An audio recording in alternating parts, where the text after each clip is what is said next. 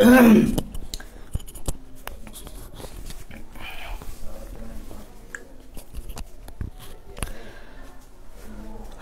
আলাইকুম রহমতুল্লাহ বারাকাতু সবাইকে আজকে একটা নতুন চ্যাপ্টারে স্বাগতম। তোমরা জানো এর আগে ভাইয়া টিস্যু ও টিস্যুতন্ত্র চ্যাপ্টারটা ভাইয়া পড়াই দিয়েছিলাম এবং টিস্যুতন্ত্র আমরা গত ক্লাসে শেষ করাইছিলাম।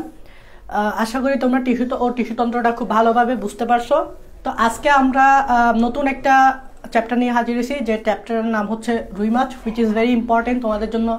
এই রুই মাছটা খুবই গুরুত্বপূর্ণ, এখান থেকে সৃজনশীল আসে, প্রশ্ন আসে, সৃজনশীল প্রশ্ন আসে, এমসিকিউ প্রশ্ন আসে। সো আজকে আমরা এই রুই মাছের যে লেকচার নাম্বার 1 এটা নিয়ে তোমাদের সামনে হাজির হয়েছি। তো তোমরা আমাকে একটু কমেন্টে জানাও যে তোমরা আমার কথা শুনতে পাচ্ছ কিনা, আমার ভয়েস শোনা যাচ্ছে কিনা, আমার লেকচারটা আমার লাইভটা ক্লিয়ার কিনা। এই দুইটা জিনিস তোমরা একটু আমাকে একটু কমেন্টে জানাও। কমেন্টে জানাও। আমরা আজকে এই প্রথম লেকচারটা করে ফেলবো, অনেক বিস্তারিত পড়বো, অনেক খুব কম পড়বো, বাট বিস্তারিত পড়ার চেষ্টা করবো। খুব কম পড়বো আজকে প্রথম লেকচার, খুব কম করবো, বাট বুঝে বুঝে পড়ার চেষ্টা করব, অনেক কিছু পড়ার চেষ্টা করব, ঠিক আছে? সো তোমরা একটু আমাকে কমেন্টে বলো যে আমার কথা শোনা যাচ্ছে কিনা। তোমরা একটু কমেন্টে আমাকে জাস্ট বলো যে আমার কথা শোনা যাচ্ছে কিনা, লাইফটা ক্লিয়ার কিনা, আমার কথা শোনা যাচ্ছে কিনা, লাইফটা ক্লিয়ার কিনা, আমার কথা শোনা যাচ্ছে কিনা, লাইফটা ক্লিয়ার কিনা। তোমরা একটু কষ্ট করে আমাকে একটু জানাও, একটু কষ্ট করে আমাকে একটু জানাও যে আমার কথাটা শোনা যাচ্ছে কিনা, লাইফটা ক্লিয়ার কিনা, আমার কথা শোনা যাচ্ছে কিনা, লাইফটা ক্লিয়ার কিনা। একটু কষ্ট করে জানাও, একটু কষ্ট করে জানাও যে আমার লাইফটা ক্লিয়ার কিনা, শোনা যাচ্ছে কিনা।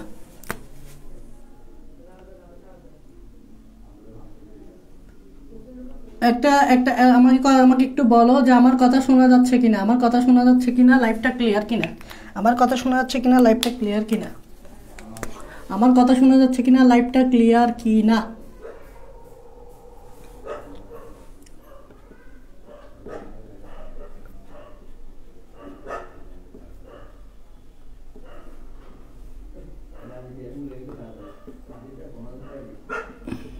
আমার কথা শোনা যাচ্ছে কিনা, লাইফটা ক্লিয়ার কিনা, একটু তোমরা আমাকে একটু জানাও।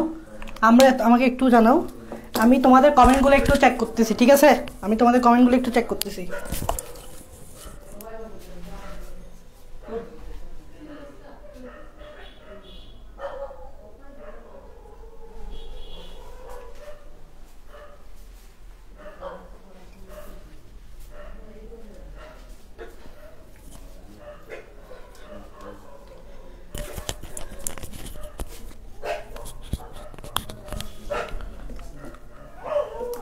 ওকে, আমার কথা শোনা যাচ্ছে আশা করি।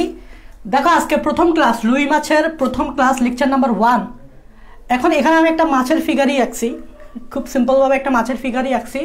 এবং তোমরা যদি এটা দেখো যে এখানে আমি দুইটা জিনিসের কথা বলছি, একটা হচ্ছে নিরেট নটোকর্ডের কথা। তোমরা সবাই কিন্তু প্রথম অধ্যায়ে যারা পড়ছো তারা নটোকর্ড চিনো।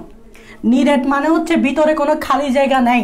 কিছু গোলক আছে দেখবা মার্বেলের তৈরি, যেমন মার্বেলকেই চিন্তা করো। মার্বেল যদি দেখো, মার্বেলের ভিতরে কিন্তু কোনো খালি জায়গা নেই। মার্বেলকে যদি তুমি ভাঙো, ভিতরে কোনো খালি জায়গা দেখবা না, তার মানে এটা মানে হচ্ছে নিরেট। আর যদি কোনো কিছুকে ভেঙে ভিতরে খালি জায়গা পাও, এটা মানে হচ্ছে ফাঁপা। দ্যাট মিনস ফুটবলকে যদি তুমি কাটো, ভিতরে প্রচুর খালি জায়গা পাবা না? তো এই যে ফুটবল বা টেনিস বল, এগুলো হচ্ছে ফাঁপা। তাহলে ফাঁপা মানে বুঝতে পারছো, নিরেট মানে বুঝতে পারছো। এবং নটোকর্ড, যেটা কর্ড মানে রজ্জু, নটো মানে হচ্ছে এই নিরেট বা দ্বন্দ্ব, যেটা বোঝাচ্ছে যে নরম দ্বন্দ্ব, স্থিতিস্থাপক নরম দ্বন্দ্ব। এটা হচ্ছে নিরেট নটোকর্ড। নটোকর্ড থাকে পৃষ্ঠের দিকে। এটা যদি আমাদের পিঠ হয়, মাছের পিঠ হয়, এটা হচ্ছে পৃষ্ঠীয় দিক, এটা হচ্ছে পৃষ্ঠীয় দিক। আর এটা হচ্ছে বুকের দিক, মানে অঙ্কীয় দিক। পিঠের দিককে বলা হয় পৃষ্ঠীয়, বুকের দিককে বলা হয় অঙ্কীয়। ঠিক পিঠের দিকেই মূলত নটোকর্ড থাকে। পিঠের দিকে কি থাকে বলতো? নটোকর্ড।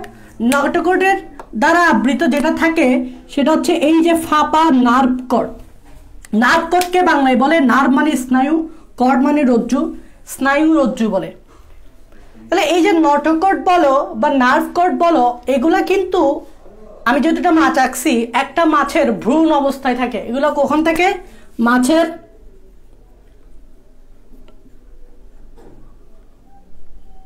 ভ্রূণাবস্থায়, মানে একটা মাছ যখন ভ্রূণ অবস্থায় থাকে তখন তাদের নিরেট নটোকর্ড থাকে এবং ফাঁপা নার্ভ কোড থাকে।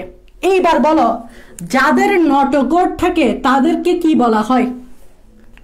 কর্ডাটা পর্বের প্রাণী। তার মানে আমরা বলতে পারি এই যে রুই মাছ হচ্ছে কর্ডাটা পর্বের। এখন কেউ যদি জিজ্ঞেস করে রুই মাছ কেন কর্ডাটা পর্বের, বিকজ রুই মাছের নটোকট আছে। যাদের নটোকট থাকবে তারা প্রত্যেকেই কর্ডাটা পর্বের অন্তর্ভুক্ত, বিকজ কর্ডাটা মানেই হচ্ছে নটোকট। কর্ডাটা মানেই হচ্ছে নটোকট প্লাস আটা, মানে হচ্ছে যারা নটোকট বহন করে। দ্যাট মিনস এই যে মাছ, এই মাছটা কিন্তু ভ্রূণ অবস্থায় নিরেট নটোকট এবং ফাঁপা নার্ভ কোড কি করে? বহন করে। এখন একটা মাছ ভ্রূণ থেকে যখন আস্তে আস্তে এডাল্ট হয়ে যাবে, বাচ্চা হয়ে যাবে, বাচ্চা থেকে আস্তে আস্তে এডাল্ট হয়ে যাবে, তখন এই নটোকট কিন্তু আর নটোকট থাকে না। তোমরা জানো একটা মাছ যখন ভ্রূণ অবস্থায় থাকে নটোকট থাকে, আর যখন সে অ্যাডাল্ট হয়ে যায় তখন এই নটোকটটা হয়ে যায় মেরুদণ্ড। তখন এই নটোকটটা হয়ে যায় কি? মেরুদণ্ড। আর এই যে নার্ভ কোডটা, এই নার্ভ কোডটা হয়ে যায় স্পাইনাল কর্ড। স্পাইনাল কর্ড মানে কি? নার্ভ কর্ডটা হয়ে যায় কি? Spinal cord. এই স্পাইনাল কর্ডটা মানে হচ্ছে বাংলায় বলে সুষুম্না কাণ্ড। বাংলায় বলে কি? সুষুম্না কাণ্ড। এই দুইটা কখন থাকবে? একটা মাছ যখন কি হয়ে যাবে বলতো? পরিণত মাছ। পরিণত মাছে তুমি কখনো নটোকট দেখবা না, নটোকটটা কি হয়ে যাবে? মেরুদণ্ড। এখন তোমরা অনেকে মেরুদণ্ড চিনতেছো না, মাছের আবার মেরুদণ্ড। ওই যে মাছের যে কাঁটাগুলা খাও, দেখবা মাছের কাঁটাটাই হচ্ছে মেরুদণ্ড। তুমি দেখবা মাছের কাঁটার আমাদের মেরুদণ্ডের মধ্যে একটা সাদৃশ্য পাবা। দেখবা যে মাছের কাঁটাগুলো এভাবে কশেরুকার মতো এভাবে খাপে খাপ বসে আছে, এক একটা কশেরুকা। তোমরা জানো আমাদের মেরুদণ্ড কিছু কশেরুকে দিয়ে তৈরি, তাহলে এই যে কশেরুকাগুলো এভাবে একটার সাথে একটা এভাবে খাপে খাপ মিলে আছে। মাছের কাঁটার ক্ষেত্রেও দেখবা যে কশেরুকাগুলো এভাবে একটার সাথে একটা অ্যাটাচ আছে। তুমি যখন মাছের কাঁটা খেতে চাও, মানে মাছের কাঁটার ভিতরে যে রসগুলো আছে সেগুলো খাইতে চাও, মজা আছে না? তো ওই দেখবা যে কাঁটাটা এভাবে আস্তে আস্তে ভাগ করা যায় আলাদা আলাদা পার্টে, কশেরুকার মতো। সো ওই কাঁটাটাই হচ্ছে মেরুদণ্ড, ঠিক আছে? আর এই যেটা বলতে চাচ্ছি সেটা হচ্ছে যে পরিণত মাছে নটোকটটা মেরুদণ্ড হয়ে যাবে এবং ফাঁপা নবকটটা স্পাইনাল কর্ড হয়ে যাবে। যেহেতু পরিণত মাছে মেরুদণ্ড আছে, যাদের মেরুদণ্ড থাকে তাদেরকে বলা হয় ভার্টিবাটা উপপর্বের।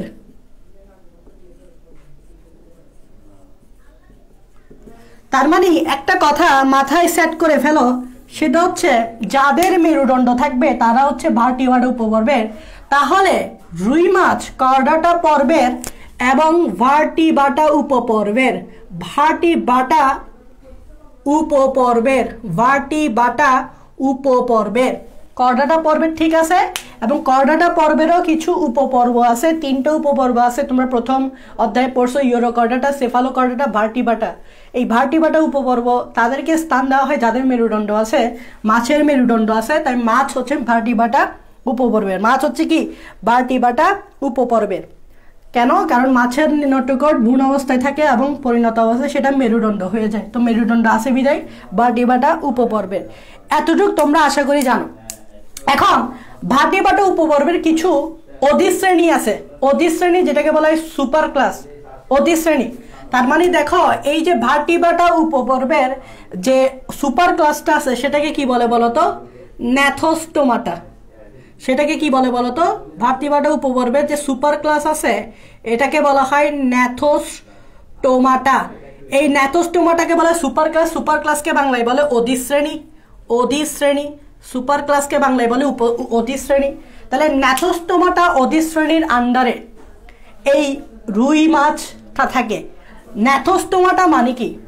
দেখো এখানে ন্যাথোস মানে হচ্ছে চোয়াল, আর স্টোমা এখানে আমি এস দিই নাই না, ন্যাথোস্টোমা। এই যে ন্যাথোস মানে হচ্ছে চোয়াল, আর এই স্টোমাটা মানে হচ্ছে মুখ। দ্যাট মিনস মাছের দেখবা চোয়াল আছে, আমাদের মতো মুখও আছে। দ্যাট মিনস যাদের চোয়াল আছে এবং মুখ আছে তারা হচ্ছে ন্যাথোস্টোমাটা শ্রেণীর আন্ডারে। মুখ থাকবে, চোয়াল থাকবে। তাহলে ন্যাথোস্টোমাটা অধিশ্রেণীর আন্ডারে, ন্যাথোস্টোমাটা কি অধিশ্রেণীর আন্ডারে। এই দেখো এই যে এখানে আমি লিখি ন্যাথোস্টোমাটা অধিশ্রেণী, এই দেখো ন্যাথোস্টোমাটা অধিশ্রেণীর আন্ডারে। এখন ন্যাথোস্টোমাটা অধিশ্রেণীর আন্ডারে কিন্তু অনেকগুলো শ্রেণী থাকে। কাসারাম দিয়ে আমরা মনে রাখছিলাম, কাসারাম CASARAM, সি দিয়ে হচ্ছে কন্ড্রিকটিস, ঠিক আছে, এ দিয়ে অ্যাক্টিনোপটেরিজি, এস দিয়ে সার্কোপটেরিজি, এ দিয়ে অ্যামফিবিয়া, আর দিয়ে রেপ্টালিয়া, এ দিয়ে অ্যাবিস, এম দিয়ে ম্যামেলিয়া। তো এই যে কাসারামের এই যে এটা অ্যাক্টিনোপটেরিজি, এই শ্রেণীর আন্ডারে রুই মাছ থাকে। তার মানে রুই মাছ অধিশ্রেণীর কোন শ্রেণীর আন্ডারে থাকে? অধিশ্রেণীর পর যেটা থাকবে সেটা শ্রেণী অ্যাক্টিনোপটেরিজি, অ্যাক্টিনোপটেরিজির আন্ডারে থাকে, অ্যাক্টিনোপটেরিজি শ্রেণীর অন্তর্ভুক্ত। অ্যাক্টিনোপটেরিজি মানে কি? দেখো অ্যাক্টিনোপটেরিজি মানে হচ্ছে এই যে অ্যাক্টিনোস, এখানে মানে বোঝাবে অ্যাক্টিনোস, অ্যাক্টিনোস, অ্যাক্টিনোস মানে হচ্ছে রশ্মি, রশ্মি। আর টেরিক্স শব্দটার অর্থ হচ্ছে টেরিক্স, এখান থেকে আসবে টেরিক্স, টেরিক্স মানে হচ্ছে পাখনা। তার মানে এই যে রুই মাছ, রুই মাছের দেখবা যে পাখনা থাকে, যে লেজ থাকে, পাখনাগুলো রশ্মিময়। মানে এটা যদি আমি যদি এভাবে একটা পাখনা আঁকি, আমি যদি এভাবে একটা পাখনা আঁকি, এই পাখনাগুলো এভাবে কতগুলো এভাবে অস্থি থাকে, অস্থিগুলো এভাবে রশ্মিময়। এই যে এটা একটা অস্থি, এটা একটা অস্থি, এই অস্থিগুলো কিসের মতো দেখতে? রশ্মির মতো দেখতে। তার মানে এদের কিন্তু অস্থিময় রশ্মিযুক্ত পাখনা থাকে, অস্থিময় রশ্মিযুক্ত পাখনা, পাখনাতে এরকম রশ্মি আছে, এগুলো অস্থিময়। এটাই হচ্ছে রুই মাছ। তাহলে আমরা একটু আগের জিনিসগুলো জাস্ট রিমাইন্ড করছি যে এই যে রুই মাছ সে কোথায় থাকে, কোন শ্রেণীতে থাকে, বা তার শ্রেণীবিন্যাস কোন জায়গায়। সেটা হচ্ছে প্রথমে সে কর্ডাটা পর্বের, বিকজ তার নটকট ছিল তাই কর্ডাটা, ভার্টিব্রাটা উপপর্বের, বিকজ নটকটটা মেরুদণ্ড হয়, মেরুদণ্ড হলে ভার্টিব্রাটা উপপর্ব।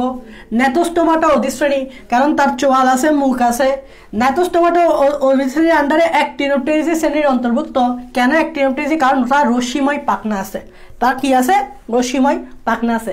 আশা করি তোমরা রুই মাছ সম্বন্ধে একটা আইডিয়া পাইছো, রুই মাছ কোন জায়গায় থাকে, কোন তার শ্রেণীবিন্যাসটা কিরকম, বা সে কোন শ্রেণীতে থাকে, এটা একটা কি পাইছো, আনসার পাইছো।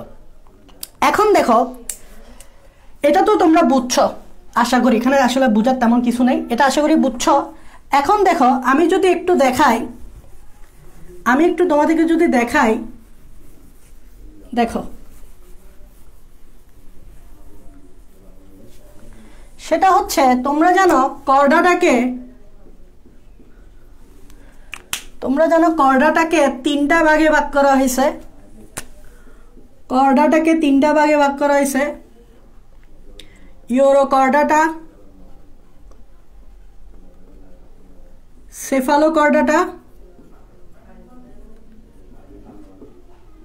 সেফালোকর্ডাটা, আর একটা হচ্ছে ভার্টিব্রাটা। তোমরা জানো এই কর্ডাটাকে তিনটা উপপর্বে, এটা যদি পর্ব হয় এগুলো হবে উপপর্ব। এই দুইটা উপপর্ব হচ্ছে অমেরুদণ্ডী, এই দুইটা উপপর্ব হচ্ছে অমেরুদণ্ডী, আর এই উপপর্বটা হচ্ছে মেরুদণ্ডী। তাহলে মাছ যেহেতু মেরুদণ্ডী, তাহলে মাছ কোন জায়গায় থাকবে? মাছ যেহেতু দেখো ভার্টিব্রাটা উপপর্বে, মানে মেরুদণ্ড আছে, মানে মাছের কাঁটাটাই তো মেরুদণ্ড, তো মাছ ভার্টিব্রাটাতে থাকবে। এখন এই ভার্টিব্রাটাতে দুইটা সুপার ক্লাস আছে, তাই না? তোমরা পড়ছো ভার্টিব্রাটাতে দুইটা সুপার ক্লাস আছে, বলো তো। একটা সুপার ক্লাসকে বলা হয় একনাথা সুপার ক্লাস, আর একটা সুপার ক্লাস হচ্ছে ন্যাথোস্টোমাটা। ন্যাথোস্টোমাটা হচ্ছে আরেকটা সুপার ক্লাস। এই একনাথা সুপার ক্লাসের দুইটা ক্লাস আছে, একটা হচ্ছে মাইক্সিনি, ক্লাস, আর একটা হচ্ছে পেট্রোমাইজন্টিডা, পেট্রোমাইজন্টিডা ক্লাস থাকে। এখন রুই মাছ কিন্তু এই জায়গায় এটাতে এখানে পাবা না, রুই মাছকে পাবা এই নেথোস্টোমাটে, কারণ রুই মাছের চোয়াল আছে, মুখ আছে। সো চলো নেথোস্টোমাটা যদি আমি একটু দেখি, নেথোস্টোমাটা যদি ভাই একটু দেখি, এই যে নেথোস্টোমাটা, তাহলে চলো নেথোস্টোমাটাতে 7টা, কাসারাম দিয়ে মনে রাখবা 7টা। কি কি বলো তো? কাঁচা নাম দিয়ে প্রথমে হচ্ছে কন্ড্রিকথিস, কন্ড্রিকথিস, তারপরটা হচ্ছে অ্যাক্টিনোপটেরিজি, অ্যাক্টিনোপটেরিজি,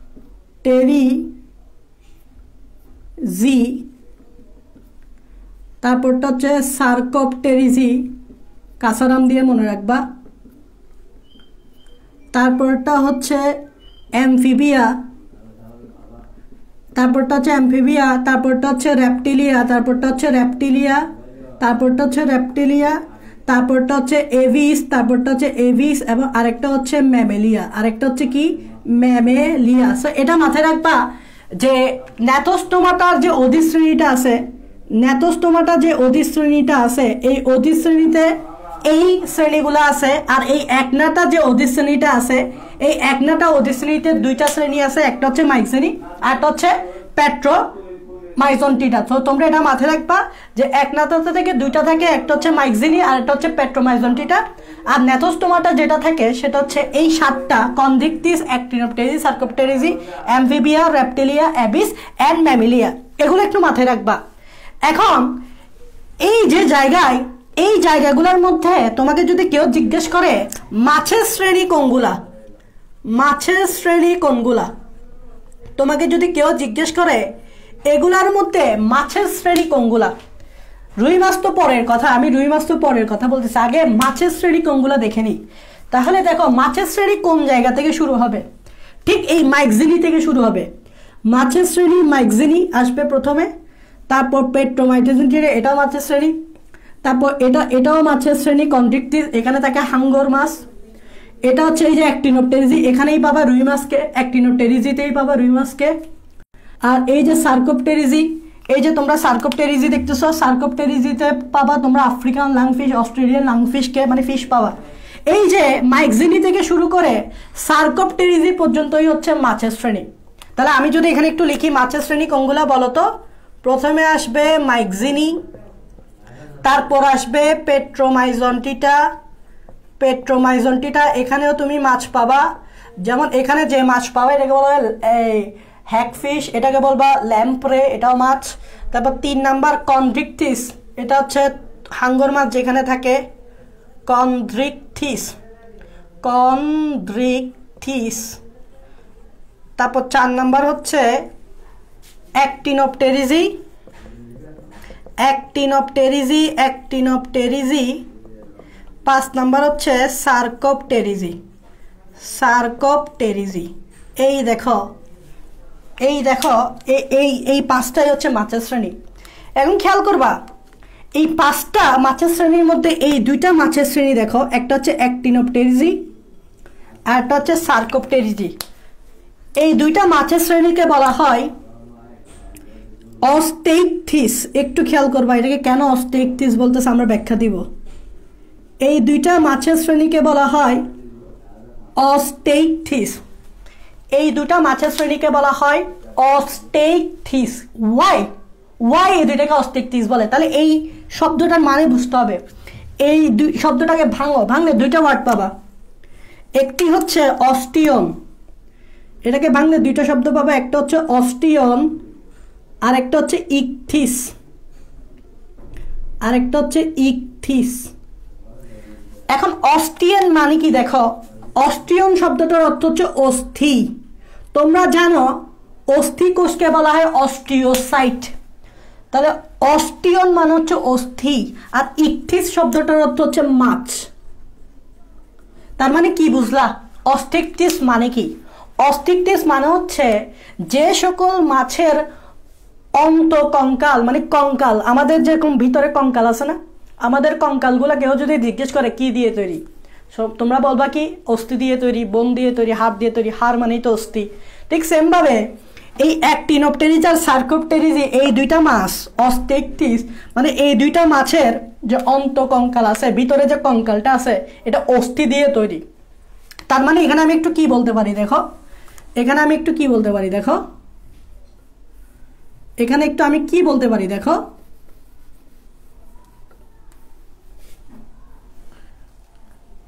এখানে আমি একটু কি বলতে পারি দেখো, এটা হচ্ছে অস্থি,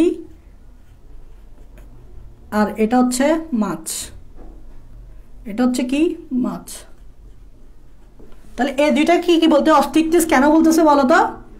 কারণ হচ্ছে এদের অন্তকঙ্কাল, অন্তকঙ্কাল মানে ভিতরের কঙ্কাল, অন্তকঙ্কাল অস্থি দিয়ে তৈরি, অস্থি দিয়ে নির্মিত। এটা যদি পরীক্ষায় আসে তোমরা এটাই লিখে দিবা। এটা যদি পরীক্ষায় আসে কেন অ্যাক্টিনোপটেরিজি বা রুই মাছকে অস্টিকটিস বলা হয়, পরীক্ষায় যদি আসে কেন রুই মাছকে অস্টিকটিস বলা হয় বা অ্যাক্টিনোপটেরিজি এবং সার্কোপটেরিজি আন্ডারে যে মাছগুলা থাকে, রুই মাছ থাকে এখানে অ্যাক্টিনোপটেরিজিতে, এখানে থাকে না। তো এই রুই মাছটাকে কেন অস্টিকটিস বলা হয়? অস্টিয়ন মানে অস্থি, ইকটিস মানে মাছ, কারণ হচ্ছে এদের অঙ্কঙ্কাল অস্থি দিয়ে নির্মিত। এখন কন্ড্রিকটিস দেখো, এই যে কন্ড্রিকটিস, কন্ড্রিকটিসটা দেখবা, এই যে কন্ড্রিকটিস, কন্ড্রিকটিস শব্দটাকে ভাঙলে তোমরা এরকম এরকম ভাঙতে পারো, এরকম ভাঙতে পারো। এই কন্ড্রিস্টিক শব্দটাকে যদি তোমরা ভাঙো দুইটা অর্থ পাবে, একটা হচ্ছে কন্ড্রিয়ন, কন্ড্রিয়ন, আর একটা হচ্ছে ইকথিস। কন্ড্রিয়ন শব্দটার অর্থ হচ্ছে তরুণাস্থি,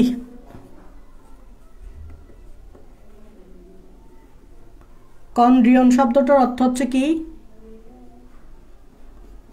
তরুণাস্থি, আর ইকথিস মানে হচ্ছে মাছ। তাহলে কি বুঝলা? কন্ড্রিকটিস মানে হচ্ছে যে সকল মাছের অন্তকঙ্কাল অস্থি দিয়ে নির্মিত না হয়ে তরুণাস্থি দিয়ে নির্মিত হয়।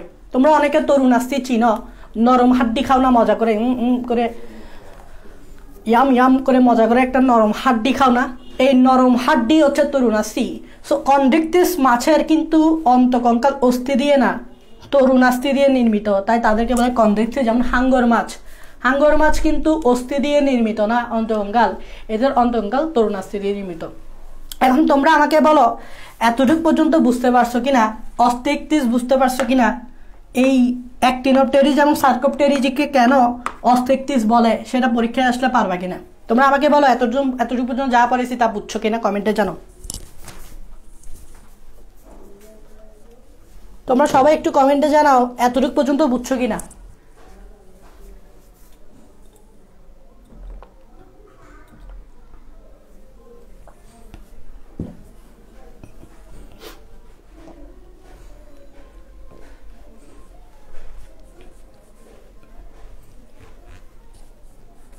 সবাই একটু আমাকে জানাও এতটুকু পর্যন্ত বুঝছো কিনা।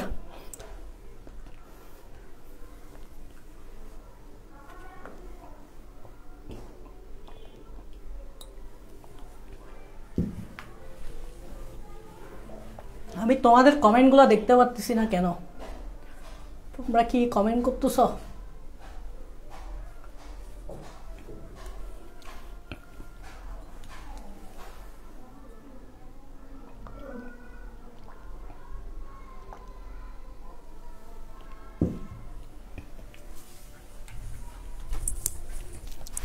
ওকে, এতটুকু পর্যন্ত যদি তোমরা বুঝো, আমরা এখন নেক্সট আরেকটা টপিকে চলে যাই। এই জিনিসটা আমরা মুছে দিচ্ছি।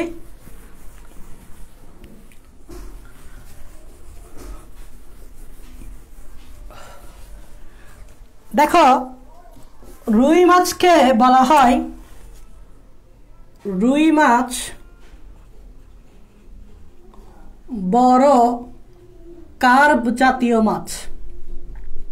রুই মাছকে বলা হয় রুই মাছ বড় কার্ব জাতীয় মাছ। এখন প্রশ্ন হচ্ছে হোয়াট ইজ কার্ব জাতীয় মাছ? বড় তো পরের কথা, আগে চিন্তা করো কার্ব জাতীয় মাছ কারা। তো পরীক্ষায় আসে যে রুই মাছকে কেন কার্ব জাতীয় মাছ বলা হয়, এটা পরীক্ষায় অনেক সময় আসে, 2 নম্বরে আসে।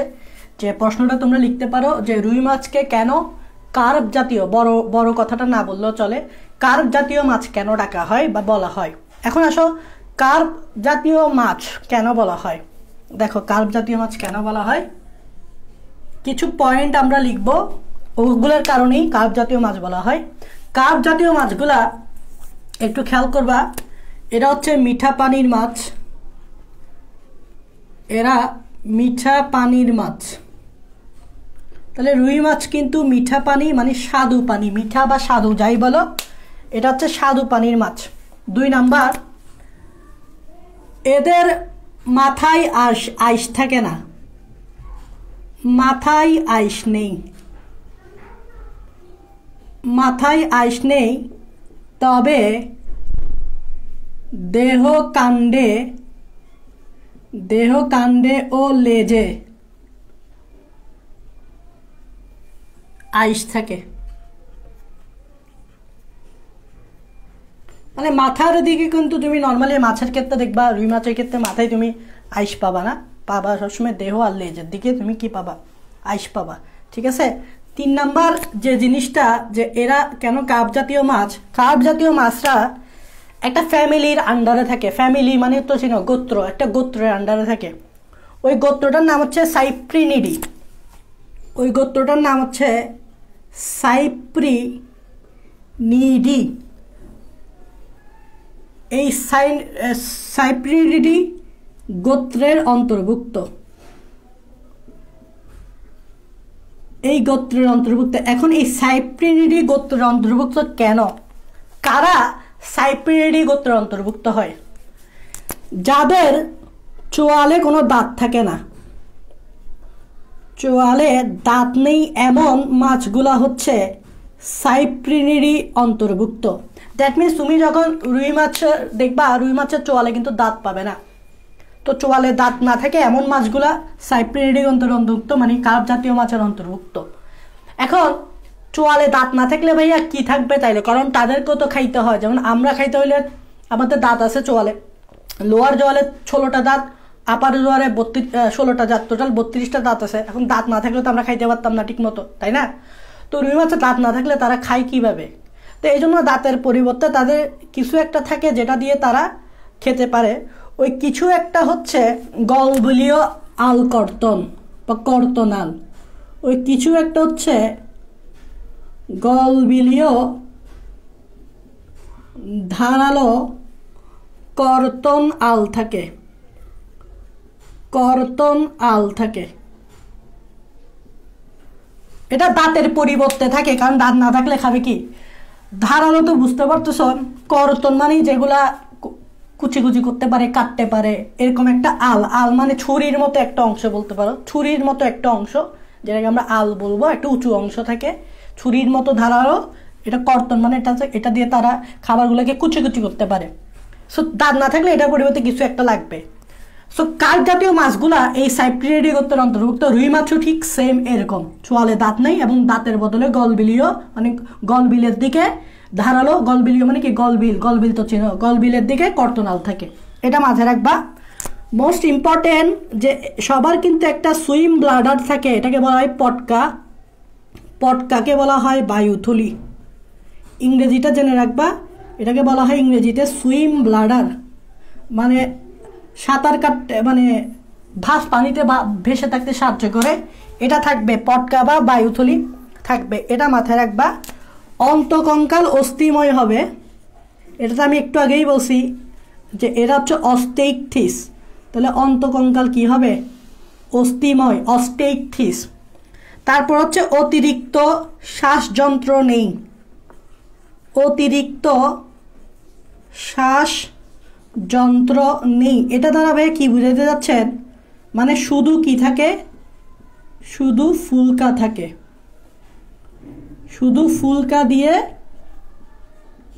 শ্বসন সম্পন্ন হয়, শুধু ফুলকা দিয়ে শ্বসন সম্পন্ন হয়। তোমরা জানো যে আমাদের মানুষের ক্ষেত্রে দেখো, আমাদের শ্বাসযন্ত্র শুধু ফুসফুস না, ফুসফুসের সাথে থাকে ব্রঙ্কিওল, ঠিক আছে, ব্রঙ্কিওল থাকে, ব্রঙ্কাস থাকে, তারপর থাকে শ্বাসনালী। এগুলো কিন্তু শ্বাসযন্ত্রের অংশ, শ্বসনতন্ত্রের অংশ। তা আমাদের অনেকগুলো থাকে, কিন্তু রুই মাছের ক্ষেত্রে শুধু ফুলকা দিয়েই তারা শ্বাসকার্য সম্পন্ন করবে, আর অতিরিক্ত কিছু এখানে থাকবে না। শুধু ফুলকা থাকবে, ওই ফুলকা দিয়েই তারা শ্বাসকার্য সম্পাদন করবে, আর অতিরিক্ত কোনো শ্বাসযন্ত্র তাদের দরকার নেই, শুধু ফুলকা। আর আমাদের ক্ষেত্রেই দেখো, আমাদের ফুসফুস আছে, ব্রঙ্কাস আছে, ব্রঙ্কিওল আছে, তারপর শ্বাসনালী আছে, মানে ট্রাকিয়াটা আছে, কত কিছু আছে। সো এটাই হচ্ছে কথা। সো এটাই হচ্ছে রুই মাছকে কার্প জাতীয় মাছ বলার কারণ। বড় কেন বলতেছে? কারণ সাইজে বড় আর কি। রুই মাছ কিন্তু সাইজে বড় হয়, 4 থেকে 5 ইঞ্চি পর্যন্ত, সরি মাথাটা না, শুধু 4 থেকে 5 ইঞ্চি, মানে অনেক লম্বা হয় রুই মাছ। ঠিক আছে, এটা মুখস্থবিদ্যা, কতটুকু লম্বা আমার মনে নেই। এটাই হচ্ছে রুই মাছ। এখান থেকে প্রশ্নটা কি লিখবা? প্রশ্নটা হচ্ছে লিখো, প্রশ্ন হচ্ছে রুই মাছকে কেন কার্প জাতীয় মাছ বলা হয়। আশা করি তোমরা বুঝতে পারছো যে রুই মাছকে কেন কার্প জাতীয় মাছ বলা হয়। এইবার আসো যে কার্প কিন্তু দুই ধরনের, একটি হচ্ছে আমাদের দেশে প্রাকৃতিকভাবে যেগুলো জন্মায় যেগুলোকে বলা হয় দেশি কার্প, আর একটা হচ্ছে যেগুলো দেশে জন্মায় না বিদেশ থেকে আমরা আমদানি করি যেগুলোকে বলা হয় বিদেশি কার্প, যেগুলোকে কি বলা হয় বিদেশি কার্প। তাহলে আমি যদি কার্পের কথা বলি, কার্প দুই ধরনের, দেশি কার্প,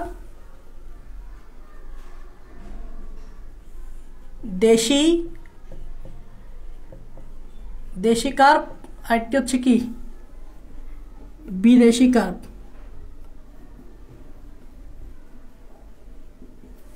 দুই ধরনের, একটি হচ্ছে দেশি কার্প আরেকটি হচ্ছে কি বিদেশি কার্প। একটি হচ্ছে দেশি কার্প আরেকটি হচ্ছে কি বিদেশি কার্প। একটা হচ্ছে দেশি কার্প একটা হচ্ছে কি বিদেশি কার্প। দেশি কার্প দুই ধরনের থাকে, একটা হচ্ছে মেজর আর একটা হচ্ছে মাইনর। মেজর মানে হচ্ছে যেগুলো আমরা প্রধান বলি, যেগুলা বেশি বেশি পাওয়া যায়, বা যেগুলা মেজর বলতে বোঝাচ্ছে যারা আকারে বড়। ধরো মেজর বলতে বোঝাচ্ছে যারা আকারে বড়, আর মাইনর বলতে বোঝাচ্ছে আকারে ছোট, আকারে ছোট। ঠিক আছে, মাইনর বলতে বোঝাচ্ছে আকারে ছোট। ধরো এই মেজরগুলো হচ্ছে দ্রুত বৃদ্ধি পায়, দ্রুত বৃদ্ধি পায়, দ্রুত বৃদ্ধি পায় না, এটা হচ্ছে কি পায় না। 3 নাম্বার হচ্ছে এটা হচ্ছে লাভজনক ব্যবসা, এটা লাভজনক, এটা হচ্ছে তেমন লাভজনক না, তেমন লাভজনক না। ঠিক আছে, এই জন্য এভাবে মেজর মাইনর বলা হচ্ছে। এটার এক্সাম্পল আমি দিতে পারি, যেমন এটার এক্সাম্পল হচ্ছে বাটা পুঁটি, এটার এক্সাম্পল হচ্ছে বাটা মাছ, পুঁটি মাছ। এটার এক্সাম্পল তো একটু আগেই আমরা একটা পড়ছি, রুই কাতলা, রুই কাতলা, ইটিসি দাও, রুই কাতলা। তারপর আরো কি কি আছে, রুই কাতলা, এগুলো আর কি, রুই কাতলা, মৃগেলও আছে। রুই কাতলা মৃগেল এগুলো হচ্ছে মেজর বড় বড় কার্প জাতীয় মাছ, দেশি কার্প এগুলা। বিদেশি কার্পের মধ্যে তোমরা এগ্রিকালচারে পড়ছিলা ছোটবেলায়, সেটা হচ্ছে সিলভার কার্প, তোমরা এগুলো ছোটবেলায় পড়ছিলা, সিলভার কার্প। তারপর আর কি কি কার্প আছে বলো না, বিগ হেড কার্প না, নাকি কি একটা আছে তো আরো, কমন কার্প আছে, common carp, silver carp, common carp. তারপর আছে গ্রাস কার্প, এরকম বিভিন্ন কার্প আছে, এগুলো হচ্ছে বিদেশি কার্প, এগুলো হচ্ছে কি বিদেশি কার্প। তো কার্প শুধু আমরা তো এগুলা ছোটবেলায় পড়ছি, সিলভার কার্প, গ্রাস কার্প, কমন কার্প, এগ্রিকালচারে পড়ছো এগুলা। কিন্তু এই দেশি কার্পও আছে, যেখানে মেজর মাইনর আছে। মেজর হচ্ছে এগুলা রুই কাতলা মৃগেল, এগুলো হচ্ছে বড় বড় কার্প, দেশি কার্প। আর এগুলো হচ্ছে ছোট ছোট দেশি কার্প, এগুলো হচ্ছে কি ছোট ছোট দেশি কার্প। এটা জাস্ট আমি একটু পরিচিত করে দিছি তোমাদেরকে, কার্প সম্বন্ধে একটু জাস্ট পরিচিত করে দিছি। এখন দেখো মাছের কথা যখন বলি তখন একটা কথা তো বলতেই হয়। আচ্ছা, তার আগে আমি কিছু কথা বলি যে রুই মাছের, আমরা তো যেহেতু রুই মাছ পড়তেছি, মানে এই যে দেশি কার্পটা পড়তেছি, একটু তোমাদেরকে বলি যে রুই মাছ কি খেতে ভালোবাসে, রুই মাছের মজাদার খাবার কি, বা কি কি খায় তারা রুই মাছ। ধরো আমি যদি বলি রুই মাছের খাবারের কথা যদি বলি, প্রাথমিক পর্যায়ে যখন তারা একদম ছোট থাকে, রুই মাছ যখন একদম ছোট থাকে, তখন যেহেতু ছোট থাকে তাই ছোট ছোট খাবারই খাবে। যেহেতু প্রাথমিক পর্যায়ে মানে ছোট থাকে, যখন রুই মাছটা একদম ছোট পোনা অবস্থায় থাকে, তখন তারা ছোট ছোট জিনিসই খাবে। যেমন ছোট ছোট জিনিসগুলো কি, ছোট ছোট জিনিসগুলোকে বলা হয় প্ল্যাংটন। প্ল্যাংটন মানে কি, প্ল্যাংটন মানে হচ্ছে ক্ষুদ্র জীব। সেটা হতে পারে জু প্ল্যাংটন, জু মানে ক্ষুদ্র প্রাণী, সেটা হতে পারে ফাইটোপ্ল্যাংটন, ফাইটন মানে উদ্ভিদ। তাহলে both zooplankton and phytoplankton হতে পারে, দুটোটাই সে ছোট ছোট উদ্ভিদ, ছোট ছোট একদম ছোট ছোট, ছোট মানে একদম ছোট, ধরে নাও একটা মাটির একটা কণার মতো, এরকম ছোট প্রাণী এগুলো খায় প্রাথমিক পর্যায়ে। যেহেতু ছোট মানুষ ছোট জিনিসই খাবে, আমরা যখন বাচ্চা অবস্থা থেকে আমরাও তো ছোট জিনিসই খাইতাম। যাই হোক, সেটা হচ্ছে এটা হচ্ছে প্রাথমিক পর্যায়ে তারা খায়। এখন যারা একটু তারা বড় হয়, মানে ধরো তারা আঙ্গুলের মতো বড় হয়, তাই এটাকে বলা হয় আঙ্গুলি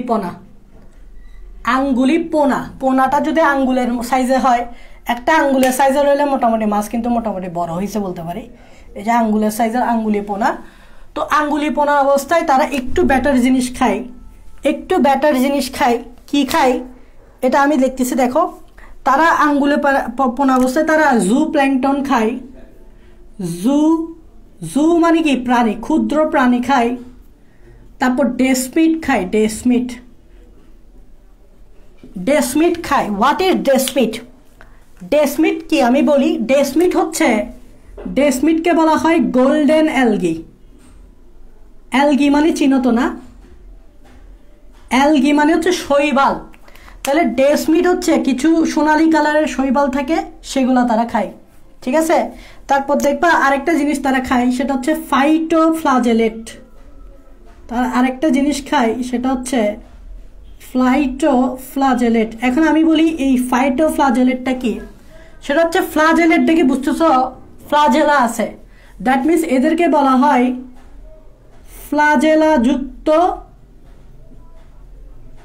ফ্লাজেলাযুক্ত প্রোটোজোয়া। ফ্লাজেলাযুক্ত প্রোটোজোয়া যারা শৈবালের মতো আচরণ করে, যারা শৈবালের মতো আচরণ দেখায়, তারাই হচ্ছে ফাইটোপ্লাজম। ফ্লাজেলা আছে, সো তারা নড়াচড়া করতে পারে। একদিকে তাদেরকে মনে হবে উদ্ভিদ, আরেকদিকে তাদেরকে মনে হবে জীব। যেহেতু জীব, তারা বোঝাই যাচ্ছে এই যে প্রোটোজোয়া কিন্তু জীবের আন্ডারে পড়ে। আবার তারা কিন্তু শৈবালের মতো আচরণ করে, সো শৈবাল কিন্তু আবার উদ্ভিদ। সো এই জন্য ফাইটো শব্দটা আসছে উদ্ভিদ, ফ্লাজেলা আসছে এই প্রোটোজোয়াটা নড়াচড়া করতে পারে। এটা তারা খায় আঙ্গুলে পোনা অবস্থায়, এটা তারা কি খায়, ঠিক আছে। তারপর যখন আরও বড় হয়, মানে ইয়াং হয়ে যায়, পোনা থেকে আস্তে আস্তে তরুণ ও পূর্ণবয়স্ক হয়ে যায়, তখন তারা আস্তে আস্তে কিন্তু আরও বেটার জিনিস খেতে পারে। তারা তখন আস্তে আস্তে আরও বেটার জিনিস খেতে পারে, যেমন তারা শৈবাল খায় প্লাস কিছু নিমজ্জিত উদ্ভিদ খায়। বড় বড় মোটামুটি মাঝারি সাইজের নিমজ্জিত উদ্ভিদ খাওয়া শুরু করে যখন তারা তরুণ ও পূর্ণবয়স্ক হয়। এখানে আরেকটা জিনিস লিখতে পারো, শৈবাল রেণু খায় আঙ্গুলিপোনা অবস্থায়। শৈবাল রেণু মানে হচ্ছে শৈবাল তার প্রজননের জন্য রেণু উৎপাদন করে, ওই রেণু থেকে ভবিষ্যতের শৈবাল হয়, মানে বাচ্চা শৈবাল তৈরি হয়। ওই রেণুগুলাও তারা খেয়ে ফেলে। যখন ধরো একটা শৈবাল বাচ্চা উৎপাদনের জন্য রেণু ছাড়লো পানিতে, ওই রেণুগুলা আঙ্গুলিপোনা দশা অবস্থায় রুই মাছ খেয়ে ফেলতে পারে। তো শৈবাল রেণু খায়। আর তরুণ ও বনভূতে ডাইরেক্ট শৈবাল খেয়ে ফেলতে পারে, নিমজ্জিত উদ্ভিদ খেয়ে ফেলতে পারে। আবার এটা মাথায় রাখবা যে রুই মাছ 14 ডিগ্রি সেলসিয়াসের নিচে বাঁচে না। 14 ডিগ্রি সেলসিয়াসের নিচে বাঁচে না। তাহলে পানির তাপমাত্রা 14 ডিগ্রি সেলসিয়াসের নিচে হলে রুই মাছ কি করতে পারে না, সার্ভাইভ করতে পারে না। সো রুই মাছ এমন জায়গায় থাকে যে জায়গায় টেম্পারেচার সবসময় 14 ডিগ্রির অথবা 14 ডিগ্রির উপরে থাকে, মানে 14 ডিগ্রির উপরে থাকে, ওই জায়গায় রুই মাছগুলা থাকে আর কি। এই কথাগুলো একটু তোমাদেরকে জানতে হবে, এগুলো বইয়ে আছে, এগুলো আসলে মুখস্থর বিষয়, এগুলো একটু জাস্ট জেনে ফেলবা, আর কিছু না। এখন আসো, আমি যদি মাছের কথা বলি, রুই মাছ তো আছেই, মাছের কথা বলি, তোমাদেরকে যদি আমি একটু কমেন্টে জিজ্ঞেস করি বা তোমরা যদি আমাকে একটু কমেন্টে বলো, মাছ শীতল রক্ত বিশিষ্ট প্রাণী না উষ্ণ রক্ত বিশিষ্ট প্রাণী, তোমরা একটু আমাকে কমেন্টে জানাও। মাছ শীতল রক্ত বিশিষ্ট প্রাণী নাকি উষ্ণ রক্ত বিশিষ্ট প্রাণী, তোমরা একটু আমাকে কমেন্টে জানাও যে মাছ শীতল রক্ত বিশিষ্ট প্রাণী নাকি উষ্ণ রক্ত বিশিষ্ট প্রাণী। তোমরা একটু আমাকে জানাও, মাছ শীতল রক্ত বিশিষ্ট প্রাণী না উষ্ণ রক্ত বিশিষ্ট প্রাণী। আমি তোমাদের কমেন্ট একটু চেক করি। শীতল উজ্জ্বল খান বলছো শীতল রক্ত বিশিষ্ট প্রাণী। লামিয়া বলছো উষ্ণ। কই গেছো? তোমার কে বলছে উষ্ণ? আবার বলতেছো উষ্ণ। রং তুলি বলতেছো উষ্ণ। আরে ভাই, তোমরা মাছরে উষ্ণ রক্ত বিশিষ্ট প্রাণী বানাই ফেলতেছ। নো, মাছ শীতল রক্ত বিশিষ্ট প্রাণী। শীতল রক্ত বিশিষ্ট প্রাণী। আমরা মানুষটা উষ্ণ রক্ত বিশিষ্ট, বাট মাছ শীতল রক্ত বিশিষ্টকে বলা হয় ইংরেজিতে এন্ডোথার্মিক। দেখো, এই জিনিসটা অনেকে বুঝে না। আমি আজকে তোমাদের এই জিনিসটা মাহাত্ম্যটা বুঝাই দিব। ভাইয়া শীতল রক্ত বিশিষ্ট প্রাণী অথবা এই এন্ডোথার্মিক মানেটা এন্ডো না, এটা একটো হবে, সরি একটো হবে, এন্ডো না, এটা একটু কারেক্ট করো, এটা হবে একটো। কেন একটোথার্মিক বা শীতল রক্ত বিশিষ্ট প্রাণী বলা হয় বা কেন বলা হয় এই শব্দটা দ্বারা কি বোঝায়? আমি বলি একটো শব্দটার অর্থ কি জানো? বাইরে। আর থার্মিক শব্দটা আসছে থার্ম থেকে, থার্ম মানে তাপমাত্রা। এখন এখানে বাইরে বলতে কার তাপমাত্রা বোঝাচ্ছে? এখানে বাইরে বলতে পরিবেশের বোঝাচ্ছে, কারণ বাইরে বলতে আমরা কাকেই বুঝি? পরিবেশকেই বুঝি। আমি যদি বলি আমি বাইরে যাচ্ছি, বাইরে যাচ্ছি মানে কি? পরিবেশেই যাচ্ছি, তাই না? আমরা তো পরিবেশেই আছি না, তো যাওয়ার প্রশ্ন কি? সো এখানে বাইরের তাপমাত্রা মানে পরিবেশের তাপমাত্রা, আর ভিতরের তাপমাত্রা যদি বলে সেটা হচ্ছে তোমার বডির ভিতরের তাপমাত্রা। তোমার বডির বাইরে যা পুরোটাই পরিবেশ। আমার বডির ভিতরের জিনিসগুলো হচ্ছে আমার বডির ভিতরের জিনিস, আর আমার বডির বাইরের জিনিস মানে হচ্ছে পুরোটাই তো পরিবেশটা, ইনক্লুডিং মি, ইনক্লুডিং পরিবেশ, তাই না? তো একটা হচ্ছে আমার ভিতরের তাপমাত্রা আছে, আর একটা হচ্ছে বাইরের তাপমাত্রা আছে, মানে পরিবেশের তাপমাত্রা আছে। তাই বাইরের তাপমাত্রাকে আমরা বুঝি পরিবেশের তাপমাত্রা। এখন দেখো, যারা শীতল রক্ত বিশিষ্ট প্রাণী বা একটোথার্মিক, এটা দ্বারা কি বোঝাতে যাচ্ছে? সেটা হচ্ছে পরিবেশের তাপমাত্রা যদি চেঞ্জ হয় তাহলে একটা প্রাণীর ভিতরের তাপমাত্রাটাও চেঞ্জ হবে। দ্যাট মিনস এটা দ্বারা আমরা বুঝাতে চাচ্ছি পরিবেশের তাপমাত্রার সাথে, পরিবেশের তাপমাত্রা পরিবর্তনের সাথে সাথে পরিবেশের তাপমাত্রা পরিবর্তন হলে দেহের ভেতরের তাপমাত্রা পরিবর্তিত হয়। দেহের ভেতরের তাপমাত্রা, দেখো এই জিনিসটা কিন্তু খুবই ইন্টারেস্টিং। এটা কিন্তু আমরা অনেকে বেসিক জানি না। এই জিনিসটার বেসিক কি? আমরা মনে শীতল রক্ত বিশিষ্ট মানে রক্ত ঠান্ডা, উষ্ণ রক্ত বিশিষ্ট মানে রক্ত উষ্ণ গরম। এটার মিনিং এটা না। এটার মিনিং হচ্ছে পরিবেশের তাপমাত্রা যদি চেঞ্জ হয় তোমার দেহের ভেতরের তাপমাত্রাও চেঞ্জ হয়ে যাবে। মানে পরিবেশের সাথে দেহের ভেতরের তাপমাত্রা কানেক্টেড। ধরো আজকে বেশি গরম পড়তেছে না, তো পরিবেশের তাপমাত্রা চেঞ্জ, বেশি গরম, তো তোমার বডির ভিতরের তাপমাত্রাও গরম হবে। তোমার হবে না, কারণ তুমি তো একটোথার্মিক না, তোমার তো শীতল রক্ত বিশিষ্ট প্রাণী না, তুমি না। ধরো মাছ, এবং আরেকটা এক্সাম্পল দিই, কুমিরেরটা ভালোভাবে বুঝতে পারবা, মাছেরটা না বুঝলেও তোমরা কুমিরেরটা বুঝতে পারবা, কুমিরও শীতল রক্ত বিশিষ্ট প্রাণী। এখন চিন্তা করো একটা কুমিরে, এখন চিন্তা করো শীতকালের কথা চিন্তা করো, শীতকালে পরিবেশটা অনেক ঠান্ডা থাকে, মানে তাপমাত্রা অনেক কম। এখন যেহেতু শীতকালে তাপমাত্রা অনেক কমে যাচ্ছে, তাহলে আমার বডির তাপমাত্রাও কমে যাবে, মানে কুমিরের বডির তাপমাত্রাও কমে যাবে। কুমির শীতল রক্ত বিশিষ্ট প্রাণী, কুমিরের বডির তাপমাত্রাও কমে যাবে যেহেতু শীতকাল মানে কি? তাপমাত্রা কম। তাহলে পরিবেশের তাপমাত্রা চেঞ্জ হলে বডির তাপমাত্রাও চেঞ্জ হয়। তাহলে শীতকালে যেহেতু তাপমাত্রা কম, তাহলে কুমিরের দেহের তাপমাত্রাও কমে যাবে। এখন চিন্তা করো, একটা দেহের তাপমাত্রা যখন হঠাৎ করে চেঞ্জ হয়ে যায়, তখন দেহের ভিতরে যে কার্যকলাপগুলো হয় সেগুলো আস্তে আস্তে বন্ধ হওয়া শুরু হয়ে যাবে, মানে আস্তে আস্তে বন্ধ হয়ে যাবে আস্তে আস্তে। কারণ শুনো, দেহের বডিতে তো বিক্রিয়া হইতে, বিভিন্ন বিক্রিয়া হইতে একটা তাপমাত্রা লাগে। হঠাৎ করে তোমার বডির ভেতর তাপমাত্রা কমে গেল, তোমার না, মানে কুমিরের বডির ভেতর তাপমাত্রা কমে গেল। সো কুমিরের এই যে আস্তে আস্তে যে ভিতরে যে বিভিন্ন বিক্রিয়াগুলো আস্তে আস্তে স্টপ হওয়া শুরু করবে। এখন তুমি বলো, দেহের ভিতরে বিক্রিয়াগুলো যদি স্টপ হওয়া শুরু করে, কুমিরের বাঁচাটা অসম্ভব হয়ে যাবে না? কারণ দেহের ভিতর বিক্রিয়া না হলে কিন্তু একটা জীব বাঁচতে পারবে না। এই জন্য কুমির কি করে জানো? শীতকালে তারা যখন সূর্য উঠে, তখন দেখবা পানি থেকে উঠে তারা ডাঙায় চলে আসে সূর্য স্নান যেটাকে বলে, মানে সূর্য থেকে তাপমাত্রা গ্রহণ করার জন্য। কারণ তাদের দেহের ভেতর তাপমাত্রা অনেক ঠান্ডা হয়ে গেছে, এরকম ঠান্ডা হলে সে বাঁচতে পারবে না। তাকে মাস্ট পানি থেকে উঠে ডাঙায় উঠতে হবে সকালবেলা মোটামুটি সূর্য থাকে, তো সূর্য থাকলে ওখান থেকে যে তাপমাত্রা গ্রহণ করবে, তাপমাত্রা গ্রহণ করে সে ভেতর তাপমাত্রা আস্তে করে বাড়ায় দিবে। তাই দেখবা কুমির কোনো সময় থাকে ডাঙায়, কোনো সময় থাকে পানিতে। এটা কেন থাকে? সে শখের বশত থাকে না ভাই।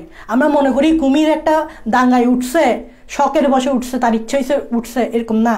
এটার কারণ হচ্ছে যখন কুমির থেকে বেশি ঠান্ডা লাগে, ঠান্ডা মানে কি? ধরো এখন শীতকাল, তাহলে তাপমাত্রা কম, তাহলে তাপমাত্রা যদি কম হয় দেহের ভেতরে তাপমাত্রাও কমে যাবে। কুমিরের দেহের ভেতর তাপমাত্রাও কমে গেছে, এখন তাপমাত্রা কমে গেলে তো সমস্যা, সে বাঁচতে পারবে না। এই জন্য সে ডাঙায় উঠবে। ধরো সকালবেলা ডাঙায় উঠলো, সূর্য উঠলো, সে ডাঙায় উঠলো, সূর্য থেকে সে কি গ্রহণ করলো? হিট নিল, হিট নিয়ে দেহের ভেতরে তাপমাত্রা বাড়াই দিল, সুন্দর করে সে বাঁচতে পারতেছে। এই জন্য পরিবেশের তাপমাত্রা চেঞ্জ হওয়ার সাথে সাথে এই যে ভেতরের তাপমাত্রাটা চেঞ্জ হয়। এই জন্য কুমির দেখবা সকালবেলা বেশি ঠান্ডা লাগলে সে দাঙ্গায় ওঠা শুরু করে সূর্য থেকে শক্তি গ্রহণের জন্য, হিট নেওয়ার জন্য, ঠিক আছে? হ্যাঁ, আবার এটাই হচ্ছে কথা আর কি। সো এখন এটাই হচ্ছে একটা মাছের ক্ষেত্রেও সেম। মাছকে বলা হয় শীতল রক্ত বিশিষ্ট প্রাণী, দ্যাট মিনস মাছের ক্ষেত্রে এই ঘটনাটা সেম। তবে মাছ তো শুধু পানিতে থাকে, ঠিক আছে? তো পানিতে থাকার কারণে তার বডির তাপমাত্রা সবসময় ওরকমই থাকে, ঠিক আছে? ওরকমই থাকে, ভিতরের তাপমাত্রাটাও কিন্তু ওরকম থাকে, ঠান্ডা থাকে আর কি, ওরকম থাকে। সো ওই তাপমাত্রাতে তার বডি ভালোভাবে কাজ করতে পারে। বাট কুমিরের ক্ষেত্রে হচ্ছে কি যে তাকে একটু উপরে উঠতে হচ্ছে, কারণ তার বডি সিস্টেমটা এমন যে সে যদি উপরে না উঠে, সে যদি সূর্য থেকে শক্তি গ্রহণ করে তার বডির তাপমাত্রা আবার বাড়াইতে না পারে, তাহলে সে মারা যাবে। এই জন্য শখের বশত কুমির কখনো উঠে না, কুমির কখনো শখের বশত ডাঙায় ওঠে না, এটা মাথায় রাখবা। আচ্ছা দেখো, এখন প্রশ্ন হচ্ছে, এটা তো বুঝলাম শীতল রক্ত বিশিষ্ট প্রাণী, এটা তো ভাই আমরা বুঝলাম। তাহলে মাছের ডেফিনেশনে যদি আমরা বলি, মাছের ডেফিনেশন কি? মাছের ডেফিনেশন হচ্ছে মাছ হচ্ছে একটি জলজ প্রাণী, জলে থাকে এবং ফুলকার সাহায্যে শ্বাসকার্য চালায়। মাছ সবসময় কি? ফুলকার সাহায্যে শ্বাসকার্য চালায়, ফুলকার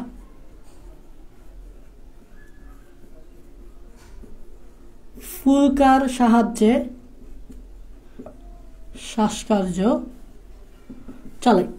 যেমন আমরা কিসের সাহায্যে শ্বাসকার্য চালাই? ফুসফুস।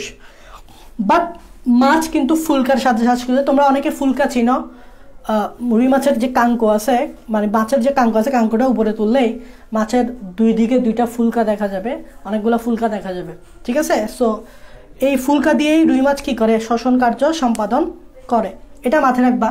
সো ভাই একটু কিছু বেসিক জিনিস নিয়ে আলোচনা করতেছি। আসলে এই বেসিক জিনিস নিয়ে ভাই একটু আলোচনা করতেছি যে মাছের ডেফিনেশন যদি ভাইয়া দিই, মাছ কি? তাহলে মাছ হচ্ছে শীতল রক্ত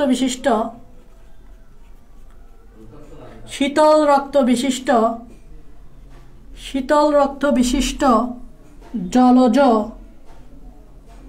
ও মেরুদণ্ডী প্রাণী, জলজ ও মেরুদণ্ডী প্রাণী যারা ফুলকার সাহায্যে শ্বাসকার্য চালায়, ফুলকার সাহায্যে শ্বাসকার্য চালায় এবং ফুলকার সাহায্যে শ্বাসকার্য চালায়, এটাই, আর কিছু না, শেষ। এখন তোমাদেরকে একটু আমি ভাইয়া রুই মাছের শ্রেণীবিন্যাসটা দেখাবো, যে বিভিন্ন প্রাণীর কিন্তু শ্রেণীবিন্যাস থাকে। সো আমরা কিন্তু এখন একটু রুই মাছের যে শ্রেণীবিন্যাসটা আছে সেটা নিয়ে একটু আলোচনা করব। যে শ্রেণীবিন্যাসটা মানে বুঝো কিংডম, তারপর ফাইলাম, তারপর ক্লাস, ফ্যামিলি, এগুলো নিয়ে একটু আলোচনা করব। তো তোমরা একটু আমার সাথে সাথে এই রুই মাছের যে শ্রেণীবিন্যাস বা সিস্টেমেটিক পজিশন সেটা লিখবা। রুই মাছের শ্রেণীবিন্যাস, রুই মাছের কি শ্রেণীবিন্যাস? সবার প্রথমে শ্রেণীবিন্যাসে কি থাকে বলো তো? সবার প্রথমে থাকে কিংডম। কিংডমটা কি বলতো? রুই মাছ যেহেতু একটা প্রাণী, তাই কিংডমটা হচ্ছে এনিমেলিয়া। কিংডমের পর যেটা থাকে, একটু বাঁকা করে সিঁড়ির মতো করে লিখতে হবে, হ্যাঁ, এটা সিস্টেম আর কি। কিংডমের পর যেটা থাকে সেটা হচ্ছে ফাইলাম। ফাইলাম মানে পর্ব। দেখি বলো, মাছ কোন পর্বের প্রাণী? রুই মাছ, কর্ডাটা। তাহলে এটা হচ্ছে কি? কর্ডাটা। এটা হচ্ছে কি? কর্ডাটা। ফাইলামের পর থাকে উপপর্ব মানে সাব ফাইলাম। সাব ফাইলামটা কি বলতো? ভার্টিব্রাটা। সাব ফাইলামটা কি বলতো? ভার্টিব্রাটা। সাব ফাইলামটা কি বলতো? ভার্টিব্রাটা। সো কর্ডাটা কেন বলতেছে? কারণ মাছের নটকট ছিল ভ্রূণ অবস্থায়। কর্ডাটা কেন বলতেছে? ভ্রূণ অবস্থায় নটকট ছিল। আর ভার্টিব্রাটা কেন বলতেছে? কারণ ভ্রূণ অবস্থায় যে নটকটটা ছিল সেটা পরিণত অবস্থায় মেরুদণ্ড হয়ে গেছে, তাই ভার্টিব্রাটা বলতেছে, ঠিক আছে? তারপর সাব ফাইলামের পর আমরা যেটা জানবো সেটা হচ্ছে সুপার ক্লাস। সুপার ক্লাস বা অধিশ্রেণীটা কি বলতো? সুপার ক্লাস বা অধিশ্রেণীটা হচ্ছে ন্যাথোস্টোমাটা। একটু আগে এগুলো আমি তোমাদেরকে দেখাই দিছি ন্যাথোস্টোমাটা। সুপার ক্লাস হচ্ছে কি ন্যাথোস্টোমাটা। সুপার ক্লাসের পর যে ক্লাসটা আছে সেটা কি বলতো অ্যাক্টিনোপটেরিজি। এগুলোর মানে তো ভাই একটু আগে বলে দিছি, অ্যাক্টিনোপটেরিজি এগুলোর মানে ভাই একটু আগে বলে দিছি। ক্লাসের পর যেটা থাকে সেটা হচ্ছে কি অর্ডার। অর্ডারটা কি বলতো, অর্ডারটা হচ্ছে সাইপ্রিনিফর্মস। সাইপ্রিনিফর্মস। অর্ডারের পর যেটা সেটা হচ্ছে ফ্যামিলি। এই ফ্যামিলির কথাও ভাইয়া আগে বলছি, সেটা হচ্ছে সাইপ্রিনিডি। ভালো করে দেখো ভাইয়া, ফ্যামিলির কথাও আমি বলছিলাম সাইপ্রিনিডি, মনে আছে? সাইপ্রিনিডি মানে কি বলছিলাম, চোয়ালে দাঁত নেই কিন্তু দাঁতের বদলে যেটা আছে গলবিলীয় কর্তন আল। এখন সাইপ্রিনিফর্মস মানেটা কি একটু আমি বলি। সাইপ্রিনিফর্ম মানে হচ্ছে দেখবা যে সকল মাছ এই সাইপ্রিনিফর্মস আন্ডারে তাদের দুই পাশে দুইটা রেখার মতো অংশ দেখা যাবে, এগুলোকে বলে পার্শ্বরেখা। এগুলোকে কি বলা হয়, এগুলো আমরা সামনে দেখব, পার্শ্বরেখা সংবেদী অঙ্গ। এগুলোকে বলা হয় পার্শ্বরেখা সংবেদী অঙ্গ, যে দুই পাশে দুইটা পার্শ্বরেখা থাকবে, এই পাশে আর ওই পাশে দুইটা পার্শ্বরেখা থাকবে, তারা সাইপ্রিনিফর্মস অর্ডারের অন্তর্ভুক্ত। পার্শ্বরেখা আমরা কি এটা আসতেই দেখব। আচ্ছা, তারপর জেনাস। জেনাস হচ্ছে ল্যাবিও। আর স্পিসিস কি বলতো, স্পিসিস হচ্ছে ল্যাবিও রোহিটা। ল্যাবিও রোহিটা যেহেতু স্পিসিস, তার নিচে দাগ দিতে হবে। তাহলে রুই মাছের বৈজ্ঞানিক নাম কি? রুই মাছের বৈজ্ঞানিক নাম কি? রুই মাছের বৈজ্ঞানিক নাম পরীক্ষায় আসতে পারে, সৃজনশীল আসতে পারে। রুই মাছের বৈজ্ঞানিক নাম কি, এটা পরীক্ষায় আসতে পারে। আনসার কি? ল্যাবিও রোহিটা। আনসার কি? ল্যাবিও রোহিটা। নিচে অবশ্যই দাগ দিবা, দাগ না দিলে নাম্বার কেড়ে ফেলবে। অনেকে কিন্তু দাগ দিতে ভুলে যায়, পরীক্ষা হলে তুমি দাগ না দাও তোমাকে 1 নাম্বার দিবে না, কেড়ে ফেলবে। সো দাগ দিবা, হ্যাঁ? এটা পরীক্ষায় আসে। রুই মাছের বৈজ্ঞানিক নাম কি, এটা কতে আসে।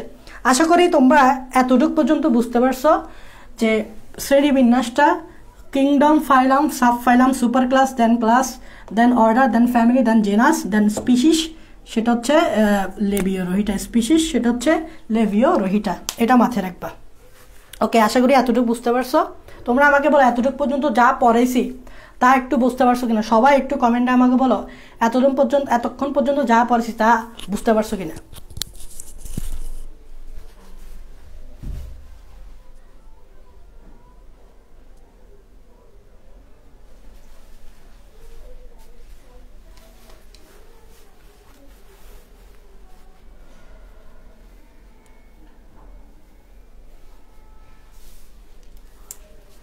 ওকে, ক্লিয়ার বলতেছ? ঠিক আছে, যদি ক্লিয়ার বলো তাহলে আমি এটা একটু মুছে দিই। দেখো, ক্লিয়ার যদি বলো তাহলে ভাইয়া এটা একটু মুছে দিচ্ছি। ওকে, দেখো রুই মাছের যে গঠন, বাহ্যিক গঠন, সেটা কিরকম এটা একটু আমাদেরকে জানতে হবে।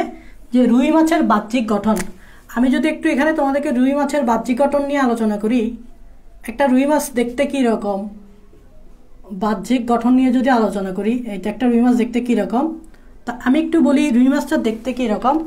তো বইয়ে একটা লাইন পাবা যে রুই মাছ দেখতে এরকম স্ট্রিম লাইন্ড আকৃতির। রুই মাছ দেখতে স্ট্রিম লাইন্ড আকৃতির, এটা পরীক্ষায় আসে 2 নম্বরে। কীরকম দেখতে রুই মাছ? রুই মাছ দেখতে স্ট্রিম লাইন আকৃতির কেন? ব্যাখ্যা করো। এটা পরীক্ষায় আসে 2 নম্বরে আসে, ব্যাখ্যা করো। আমি এটা একটু ব্যাখ্যা করে দিচ্ছি। দেখো, আমি যদি রুই মাছ আঁকি তাহলে দেখো মাছ যখন আঁকবা একদম সোজা এভাবে আমরা এভাবে মধ্যভাগটা এভাবে ফুলাই দিব, মাছ হইল না, এই যে মাঝখানের ভাগটা এভাবে ফুলে দিব, তারপর এই পাশটা এভাবে চিকন করে দিব। তাহলে দেখো, এই যদি আমি মাছের কথা বলি, নর্মালি যদি বলি এই মাছটা দেখতে কি রকম, তাহলে আমি বলতে পারি এই মাছটা দেখতে হচ্ছে মাকু। মাকু মানে কি? মাকু মানে নৌকা। মনে রাখবা, মাকু মানে কি? মাকু মানে হয় নৌকা আকৃতির। এটা মানে কি ভাইয়া? মাকু, মাকু মানে কি নৌকা। তোমরা জানো আমি যদি নৌকা আঁকি, তোমরা সবাই নৌকা আঁকতে পারো একদম সোজা। নৌকা আঁকলে বলো কিভাবে আঁকবে, এরকম আঁকবে না নৌকা। এই যে এই প্রান্ত আর এই প্রান্তটা সরু, মাঝখানের প্রান্তটা এভাবে মোটা করে দিবা। তাহলে দেখো রুই মাছের এই প্রান্ত সরু, এই প্রান্ত সরু, আবার এই প্রান্তটাও সরু, দেখছো এই প্রান্তটাও সরু, দুইটা প্রান্ত সরু। আর মাঝখানের ভাগ, এই যে মধ্যভাগ, মধ্যভাগ চওড়া, একদম ফুল কপি টু নৌকা। তাই এটাকে বলা হয় মাকু। মাকু মানে কি নৌকা। মাঝখানের ভাগটা দেখো মোটা করে দিছি, আর দুই প্রান্তটা আমি চিকন করে দিছি, মানে সূক্ষ্ম করে দিছি। এই প্রান্ত শুরু, এই প্রান্ত শুরু, এক্স্যাক্টলি নৌকার মতো দেখতে। এক্স্যাক্টলি কিসের মতো দেখতে? নৌকার মতো দেখতে। তাই মাকু বা নৌকা আকৃতির বলতেছে। প্রান্ত শুরু, প্রান্ত শুরু, দুই প্রান্ত শুরু, মধ্যভাগ হচ্ছে কি চওড়া, দুই প্রান্ত শুরু, মধ্যভাগ চওড়া। এবং এটা হচ্ছে রুই মাছের, খেয়াল করবা, একটু খেয়াল করবা, এটা হচ্ছে রুই মাছের হচ্ছে কি প্রস্থ, ঠিক আছে? খেয়াল করবা, একটু খেয়াল করবা। তো আমি বলতেছি যে দেখবা এখানে একটা লাইন, সেটা হচ্ছে রুই মাছের যে প্রস্থ, প্রস্থ অপেক্ষা উচ্চতা বেশি। রুই মাছের যে উচ্চতা, হাইটটা, ওই রুই মাছের হাইটটা কিন্তু প্রস্থের চেয়ে বেশি, এটা বুঝাতে যাচ্ছে। রুই মাছের হাইট কিসের চেয়ে বেশি? প্রস্থ অপেক্ষা বেশি। তাহলে প্রস্থ অপেক্ষা কি বেশি? উচ্চতা বেশি, এটা মাথায় রাখবা। এখন আসো, কথা হচ্ছে যে রুই মাছ দেখতে স্ট্রিম লাইন আকৃতির কেন, এটা কেন বলা হচ্ছে? স্ট্রিম লাইন শব্দটার মানেটা কি? স্ট্রিম শব্দটার মানে কি তোমরা জানো? স্ট্রিম, স্ট্রিম শব্দটার মানে তোমরা কি জানো? স্ট্রিম শব্দটার মানে তোমরা জানো কি না? স্ট্রিম শব্দটার মানে তোমরা একটু আমাকে কমেন্টে জানাও যে স্ট্রিম শব্দটার মানে তোমরা জানো কি না। স্ট্রিম শব্দটার মানে তুমি যদি জানতে চাও, তাহলে আমি তোমাদেরকে একটা কথা বলি। স্ট্রিম শব্দটার মানে হচ্ছে এমন একটা যানবাহন বা এমন কিছু বাহনকে বোঝাচ্ছে যাদের প্রান্তগুলো সরু থাকে। যেমন চিন্তা করো, এটা যদি নৌকা হয়, নৌকার এই প্রান্ত আর এই প্রান্ত দেখো সরু, তাহলে এই যে সরু, সরু হওয়া কি স্ট্রিম বলাচ্ছে। আবার চিন্তা করো রকেট, যদি চিন্তা করো রকেট, এই যে দেখো রকেট, রকেটের এই যে উপরি প্রান্তটা এভাবে সরু করে দেয়।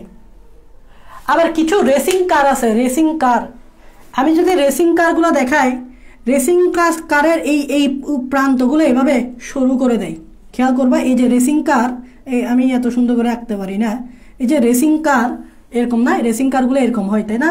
মোটামুটি একে বলছি, এই রেসিং কারগুলো এই প্রান্তগুলো এরকম সরু হয়।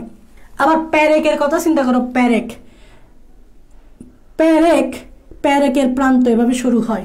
এখন দেখো এই প্রান্ত সরু হলে অ্যাডভান্টেজটা কি? কেন এরকম সরু করা হয়?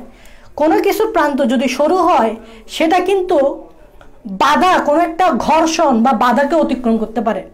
তোমরা জানো প্যারেকের এই প্রান্তটা কেন সরু করে দেয়? কারণ প্যারেক যাতে ভিতরে ঠিকমতো ঢুকতে পারে, মানে প্যারেক যাতে ঘর্ষণের বিরুদ্ধে কাজ করতে পারে, এজন্য এই পার্টটা এভাবে মুঞ্চা করে দেওয়া হয়, মানে সরু করে দেওয়া হয়। ঠিক সেমভাবে রকেটের এই প্রান্তগুলো সরু কেন করে? কারণ হচ্ছে রকেট যখন উপরে উঠবে, তখন যে বায়ুর একটা বাধা থাকবে, ওই বায়ুর বাধাটাকে, বায়ুর ঘর্ষণটাকে যাতে অতিক্রম করতে পারে এবং খুব স্পিডে যেতে পারে। ঠিক সেমভাবে চিন্তা করো মাছের প্রান্ত সরু কেন? এবার এটা মাছের ক্ষেত্রে অ্যাপ্লাই করো, মাছের এই প্রান্তগুলো সরু কেন? এই যে মুখের প্রান্তটা সরু কেন? মাছ যখন পানিতে সাঁতার কাটবে, তখন তোমরা জানো বিপরীত দিক থেকে, মাছ তো এদিক দিয়ে যাবে, বিপরীত দিক থেকে একটা পানির বাধা আসবে। কি আসবে বলো তো? এখানে বিপরীত দিক থেকে কি আসবে? পানির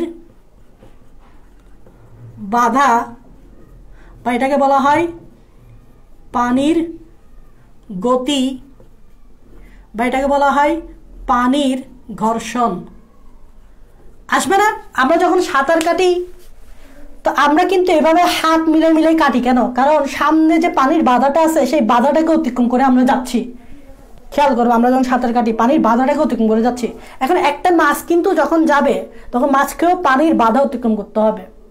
এখন পানির বাধা যাতে মাছ অতিক্রম করতে পারে, এই জন্য মাছের এই প্রান্তটা সরু।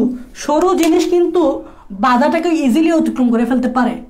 এই জন্য দেখবা মাছ যতটা দ্রুত সাঁতার কাটতে পারে আমরা ততটা দ্রুত সাঁতার কাটতে পারি না, কারণ আমাদের এই সামনের অংশগুলো কিন্তু সরু না।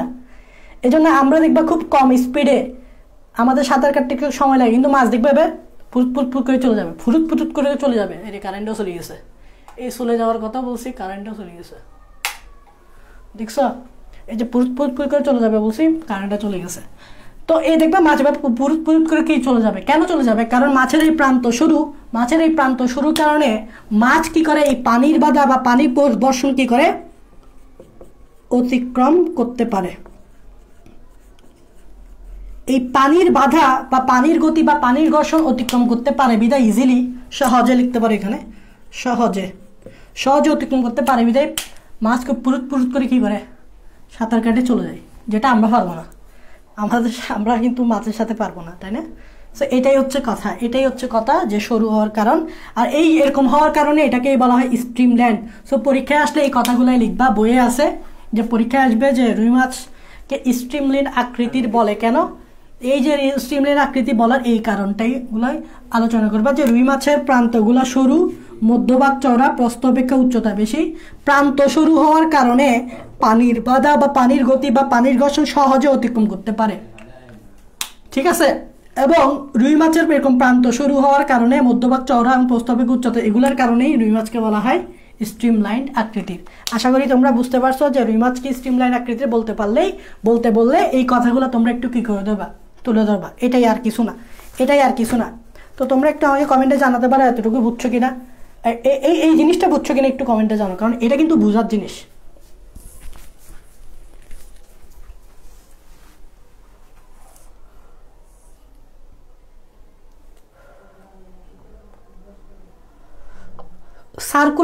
সার্কুলাস কি এখন না, তো এটা তো আরো পরে ভাইয়া। সার্কুলাস কি এখন না? বুঝছি, আলহামদুলিল্লাহ বলতেছ। জি ভাই বুঝছি। ওকে, তোমাদের এরপরে কি আর ক্লাস আছে? ক্লাস থাকলে কোনটা আছে? তাহলে আমি এই জিনিসটা মুছে দিই। ভাইয়া দেখো, একটা জিনিস আঁকবো, একটু তোমরা মনোযোগ দিবা, কথাগুলো তোমরা বইয়ে পাবা। আমি একটা জিনিস আঁকতেছি।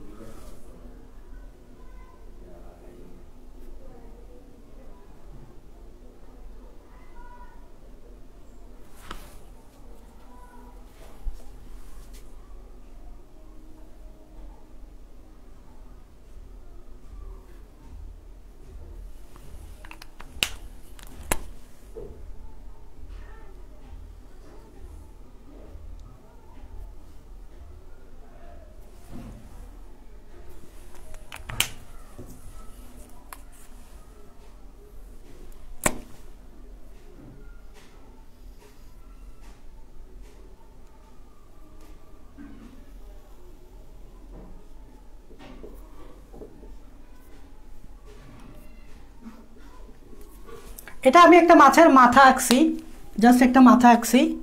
তা আমি সুন্দর করে আঁকতে পারতেছি না আসলে, আগে থেকে এঁকে রাখলে হয়তো সুন্দর করে আঁকতে পারতাম।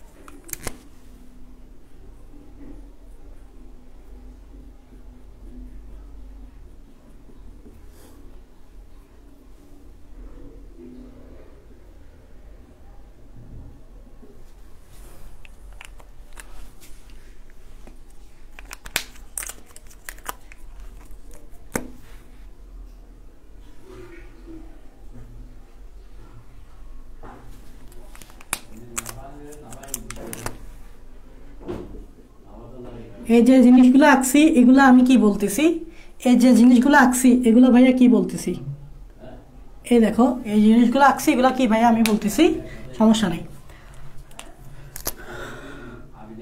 দেখো আমি এই জিনিসগুলো কি আমি তোমাদেরকে বলতেছি যে এই জিনিসগুলো কি, হ্যাঁ ভালো করে খেয়াল করবা একটু। আমি জাস্ট মাথাটা আঁকছি, একটা রুই মাছের মাথা আঁকছি।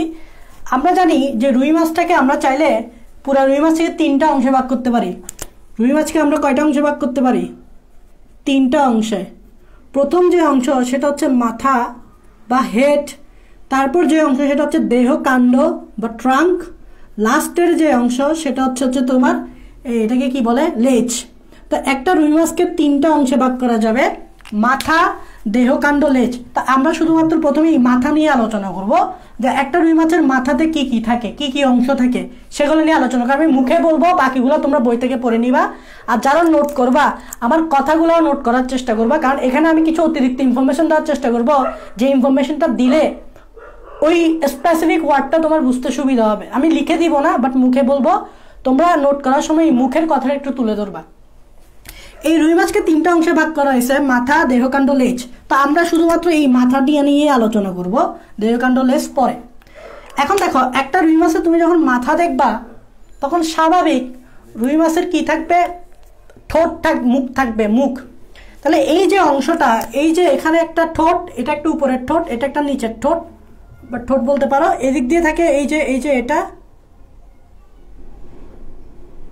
যে এটাকে বলা হয় মুখ। তাহলে এটাকে আমি বলবো মুখ, এটাকে কি বলবো, মুখ। এটাকে আমি কি বলবো, মুখ বা মুখের ছিদ্র। এদিকে একটা ছিদ্র আছে, আমি ছিদ্রই বলি। এটাকে বলবো কিসের ছিদ্র, মুখের ছিদ্র। তাহলে এই জায়গায় মুখ, হা করলে একটা ছিদ্র পাই না আমরা। তো মাছও যখন হা করে তোমরা দেখবা মাছের আ গুলো কিন্তু একটু সুন্দর, কিউট টাইপসের।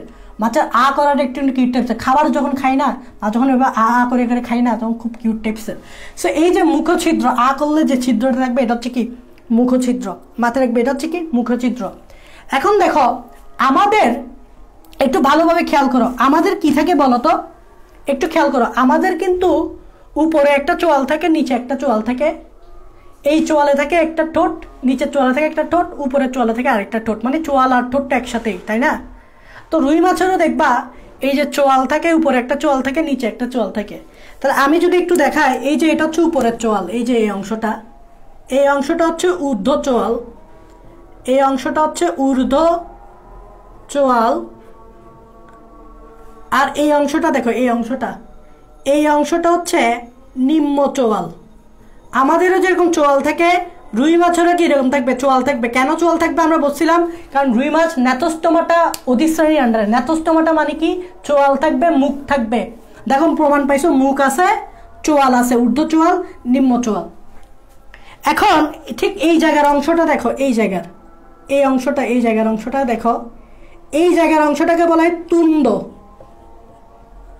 এখন এই তুণ্ড শব্দটা তোমরা অনেকে বুঝবা না, তাই বোঝার সুবিধার্থে আমি তোমাদেরকে এখানে একটু জাস্ট বলে দিচ্ছি। এই তুণ্ডর পাশে লিখে দাও, এটা হচ্ছে নাক।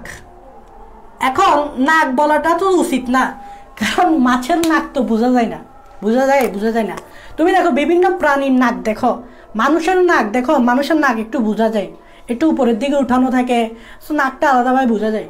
তুমি অন্যান্য প্রাণীর ক্ষেত্রে দেখো যে ওদের যে নাকগুলা খুব চ্যাপ্টাভাবে থাকে এবং প্রায় চোয়ালের সাথে মিশানো অবস্থায় থাকে। ওদের নাকগুলো প্রায় চ্যাপ্টাভাবে থাকে, অনেক চ্যাপ্টাভাবে থাকে এবং চোয়ালের সাথে একসাথে যুক্ত থাকে, আলাদাভাবে বোঝা যায় না। সো মাছের ক্ষেত্রে তো বোঝা যাওয়ার কোনো স্কোপই নাই। মাছের যে এই অংশটাকে ভোঁতা, এই অংশটা খুব ভোঁতা মানে বুঝতো, ধারালো না, ভোঁতা আর কি, ভোঁতা। এবং এটাকে বলা হয় নাক। সো নাক বলাটা তো উচিত না, এটাকে বলা হয় তুণ্ড। মানে তুমি চাইলে এটাকে নাক বলতে পারো, অনেকে আবার এটাকে চাইলে নাক না বলে মুখের অংশই বলে দেয়, এগুলো কোনো ইস্যু না। তো এখন কথা হচ্ছে, যেহেতু নাক আছে তাহলে নাকের ছিদ্র থাকবে না 2টা। আমাদের নাক আছে, নাকের কি আছে, 2টা ছিদ্র। এই যে দেখো, এই যে নাকের 2টা ছিদ্র, এগুলোকে বলা হয় নাসা ছিদ্র। নাসা ছিদ্র কয়টা? আমাদের মতো 2টা। নাক যেহেতু আছে, মানে তুণ্ড যেহেতু আছে, তাহলে ছিদ্র তো থাকতেই হবে। তো ছিদ্র হচ্ছে কি কয়টা? 2টা নাসা ছিদ্র। নাসা ছিদ্রর পরে থাকবে 2টা চোখ। আমি এখানে একটা চোখ দিছি কেন বলো তো, আর ওই পাশে আরেকটা চোখ আছে যেটা দেখা যাচ্ছে না, 3D হলে দেখা যেত। তাহলে এটা হচ্ছে কি, এটা হচ্ছে কি ভাইয়া, এটা হচ্ছে চোখ। এখন খেয়াল করো, আমাদেরও তো চোখ আছে, বাট আমাদের একটা জিনিস আছে যেটা ওদের নাই, পাতা, চোখের পাতা। তো রুই মাছের কিন্তু বা কোনো মাছের চোখের পাতা নেই, চোখের পাতা নেই। এখন বলো, পাতা না থাকলে এটা একটা ডিসঅ্যাডভান্টেজ ট্যাক্সের, কারণ চোখের পাতা আমাদেরকে বিভিন্ন ধুলাবালি বা বিভিন্ন অংশ থেকে চোখকে রক্ষা করে, ধুলাবালি থেকে রক্ষা করে। সো মাছের যেহেতু পাতা নেই তাহলে তো এটা সমস্যা হবে, এই জন্য ওদের একটা বিকল্প ব্যবস্থা থাকতে হবে। সেটা হচ্ছে মাছের চোখের পাতা না থাকলে চোখের কর্নিয়াতে একটা আবরণ থাকতে হবে, যাতে ধুলাবালির হাত থেকে বা বিভিন্ন ক্ষতিকর অংশ থেকে যাতে চোখটা সেফ থাকে। তাই দেখবা এই যে চোখের পাতা নেই যেহেতু, তাই কর্নিয়া, চোখের যে কর্নিয়া, কর্নিয়া স্বচ্ছ, স্বচ্ছ কর্নিয়া স্বচ্ছ ত্বকীয় আবরণে আবৃত, স্বচ্ছ ত্বকীয় আবরণে আবৃত, স্বচ্ছ ত্বকীয় আবরণে আবৃত। এখন দেখো স্বচ্ছ কেন হইতে হইছে, খেয়াল করো, স্বচ্ছ না হয়ে যদি তুমি অস্বচ্ছ টাইপসের কিছু দিয়ে দিতে তাহলে তো সে দেখতেই পারতো না, তাহলে তো আলো তো তার চোখে প্রবেশই করতো না।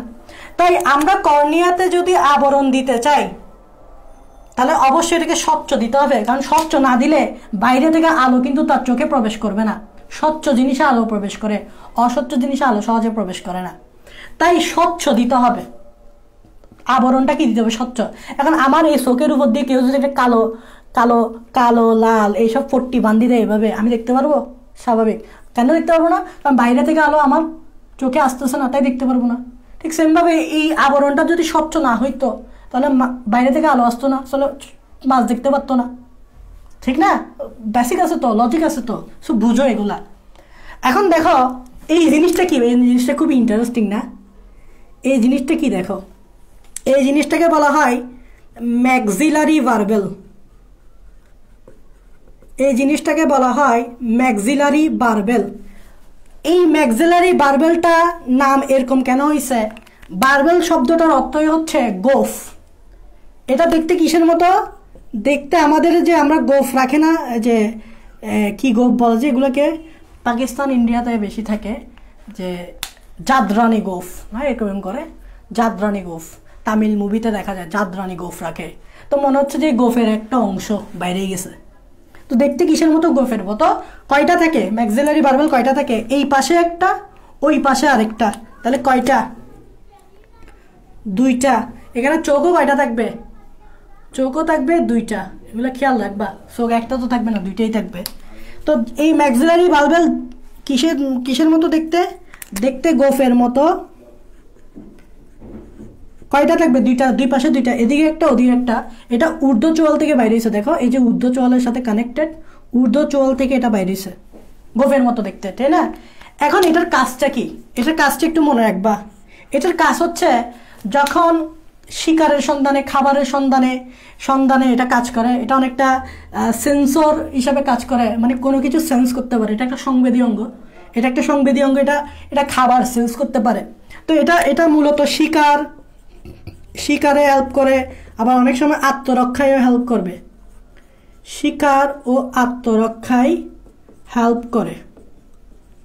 শিকার, কোনো খাবার শিকার করতে হেল্প করে, মানে ওই যে প্ল্যাংটন খাই না, জু প্ল্যাংটন, ফাইটো প্ল্যাংটন খাই না, এগুলা, এই যে শিকারগুলো, এগুলা আত্মরক্ষায় অনেক সময় হেল্প করে। যে কখনো যদি কোনো প্রিডেটর তাকে মারতে আসে, সে এটা দ্বারা সাবধান হয়ে যায়, আত্মরক্ষায়ও সে কি করে, এটা হেল্প করে। এগুলা মাথায় রাখবা। এখন এটা তো গেল খুব এই কমন অংশগুলা। মোস্ট ইম্পর্টেন্ট যে দুইটা অংশ সেটা হচ্ছে এটা। খেয়াল করবা ভাই, এখানে এই যে নীল কালারের, লাল কালারের, নীল কালারের এই জিনিসগুলো আঁকলাম। দেখো নীল কালার এখানে কয়টা? দুইটা। এই দুইটা দেখছো? এই দুইটা মিলে একটা ফুলকা, একটু খেয়াল করবা। এই নীল কালারের দুইটা মিলে একটা ফুলকা, এই লাল কালারের দুইটা মিলে একটা ফুলকা, এই নীল কালারের দুইটা মিলে একটা ফুলকা, তিনটা ফুলকা। বাট এরকম থাকে না, তিনটা আরও থাকে, চারটা থাকে অ্যাটলিস্ট। কয়টা থাকে? চারটা থাকে। এখানে আমি তিনটা দিছি, এখানে আমি কয়টা দিই? 3টা। ফুলকা কিন্তু এদিকে 4টা, এদিকে 4টা, এই কানে 4টা, এদিকে 4টা, এদিকে 4টা, তাহলে কয় জোড়া? 4 জোড়া। তো ভাই এখানে কয়টা আঁকছি জানো? 3টা আঁকছি। দেখো এই যে নীল নীল, এই দুইটা মিলে একটা, এই দুইটা মিলে একটা, এই দুইটা মিলে একটা, 3টা আঁকছি। বাট কয়টা থাকে? 4টা থাকে। এটা আমরা ফুলকার পার্টেই পড়বো, এখন জানার দরকার নাই। তো এগুলো হচ্ছে ফুলকা। এখন এই ফুলকাটা একটা গহ্বরে আছে। এই যে গহ্বর, আমি একটু বলি এই জিনিসগুলো কি বলতো? এই জিনিসগুলো হচ্ছে কি? ফুলকা। এখন এই ফুলগুলো একটা গহ্বরে আছে। এই যে গহ্বর, এই যে খালি জায়গা, এটা হচ্ছে খালি জায়গা, দেখছো? এই পুরো খালি জায়গাটা, এই যে ফুলকা এই গহ্বরে থাকে, এটাকে বলা হয় ফুলকা গহ্বর। ফুলকা যে গহ্বরে থাকে ওইটাকে বলা হয় কি? ফুলকা গহ্বর। একটু খেয়াল করবা, এই যে গহ্বরটা, এই যে পুরো স্পেসটা, এটাই ফুলকা গহ্বর। এখন খেয়াল করো, ফুলকা কি এভাবে উন্মুক্ত থাকে? মানে তুমি যখন একটা মাছের দিকে তাকাও, তুমি কি মাছের ফুলকা দেখতে পাও কি না? আমাকে বলো তো। তুমি যখন মাছ দেখো, মাছের ফুলকা দেখতে পাও না তো। কেন দেখতে পাও না? কেন জানো? এই ফুলকা গহ্বর তথা এই ফুলকাটা ঢাকা থাকে। তো ঢাকার জন্য আমরা কি ইউজ করি? ঢাকনা। ঢাকার জন্য কি ইউজ করি? ঢাকনা। তার মানে এই যে অংশটা দেখতে পাচ্ছ, এই যে অংশটা, এই পুরো অংশটা, এই যে ভাই ইন্ডিকেট করে দিচ্ছি, এই যে পুরো অংশটা দেখতে পাচ্ছ, এই যে পুরো অংশটা দেখতে পাচ্ছ, এই পুরো অংশটাই হচ্ছে ঢাকনা। এই ঢাকনাটার একটা নাম আছে। এই ঢাকনাটা খুবই ইম্পর্টেন্ট। এটাকে বলা হয় কানকো। কানকোকে ইংরেজিতে বলে কি? অপারকুলাম। অপারকুলামের আরেক নাম কি? ঢাকনা। অপারকুলামের আরেক নাম কি? ঢাকনা। এটাকে কাকে ডাকে? প্রশ্ন হচ্ছে এটা কাকে ডাকে? প্রশ্ন হচ্ছে এটা কাকে ডাকে বলো তো? এই কানকোটা কাকে ডাকে? ফুলকা গহ্বর তথা ফুলকাকে ঢাকে। কারণ ফুলকা কখনো উন্মুক্ত থাকে না, বাইরে থেকে তুমি কখনো ফুলকা দেখতে পাবে না। কেন দেখতে পাবে না? কারণ এই যে কানকোটা থাকে, এই কানকোটা এদিকে থাকে, দুই পাশে দুইটা থাকে। আমি গেলে এদিকে কানকো কয়টা? 2টা। দুই পাশে দুইটা কানকো থাকে। এর কাজ হচ্ছে, কানকো মানে কি? ঢাকনা। ঢাকনা কাকে ডাকে? ফুলকা তথা কাকে ডাকে? ফুলকা গহ্বরকে ডাকে। একদম সোজা, বুঝে পড়বা, খালি বুঝে পড়বা, হয়ে যাবে এই কানকোটা। এখন এটার নাম কানকো কেন হয়েছে? তুমি যদি খেয়াল করো, মনে হবে এটা একটা মাছের কান। একটু খেয়াল করে দেখো, মনে হবে ভাইয়া আপনি একটা কান আঁকছেন। দেখো এটা হচ্ছে আমার কান, এই পাশে একটা কান, ওই পাশে একটা কান। সো এটা দেখতে কিসের মতো? কানের মতো। কানের মতো বিদায় কি নাম দিছে? কানকো। কানের মতো বিদায় কি নাম দিছে? কানকো। বাংলা এটার নাম দিছে কি? কানকো। কানের মতো বিদায়। মনে হচ্ছে না এটা একটা কান? এই পাশে একটা কান, ওই পাশে একটা কান। ওকে, এখন দেখো এখানে একটা ইম্পর্টেন্ট জিনিস আছে। এই যে কানকোটা আছে, এই কানকোটা এই ফুলকা গহ্বর বা ফুলকাকে তো ঢেকে রাখছে, ভালো কথা।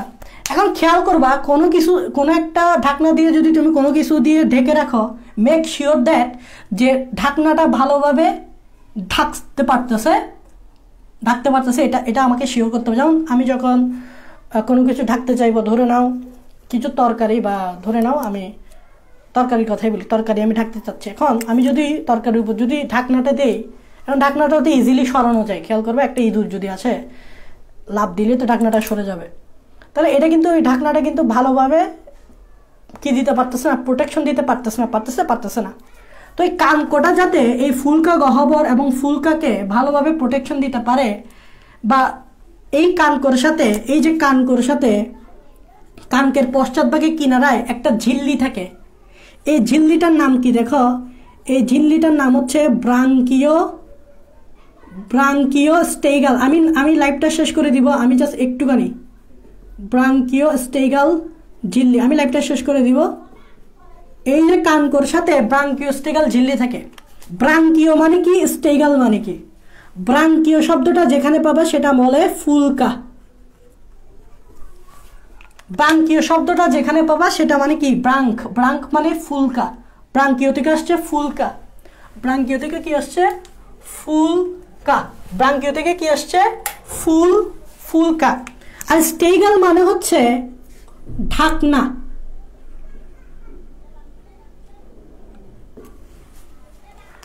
তাহলে ব্রাঙ্কিও মানে ফুলকা, স্টেগাল মানে ঢাকনা, আর ঝিল্লি মানে হচ্ছে ঝিল্লি। তার মানে এই যে ব্রাঙ্কিও মানে ফুলকা, স্টেগাল মানে ঢাকনা, তার মানে এই ফুলকার ঢাকনা কি? কানকো। ব্রাঙ্কিও মানে ফুলকা, স্টেগাল মানে ঢাকনা, আর এই ফুলকার ঢাকনাটার নাম কি? কানকো। তো কানকোতে যে ঝিল্লিটা থাকবে, কানকোতে যে ঝিল্লিটা থাকবে সেটাই তো ব্রাঙ্কিওস্টিকাল ঝিল্লি, ঠিক আছে না?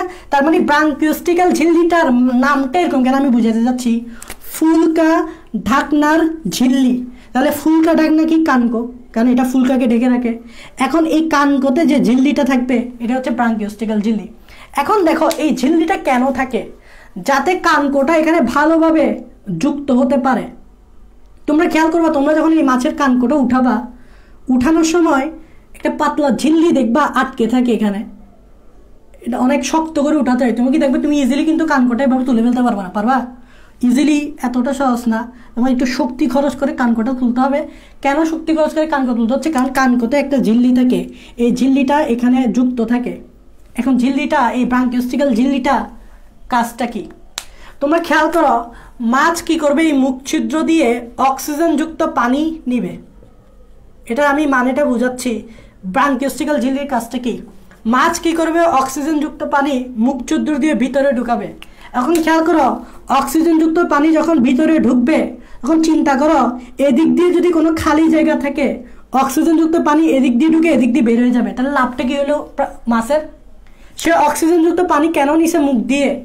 অক্সিজেনের জন্য। এখন অক্সিজেনযুক্ত পানিটা যদি এদিক দিয়ে ঢুকে, এই যে এদিক দিয়ে যদি কোনো গ্যাপ থাকে, গ্যাপ দিয়ে যদি ঢুকে যায়, আর লাভটা হইল না তো।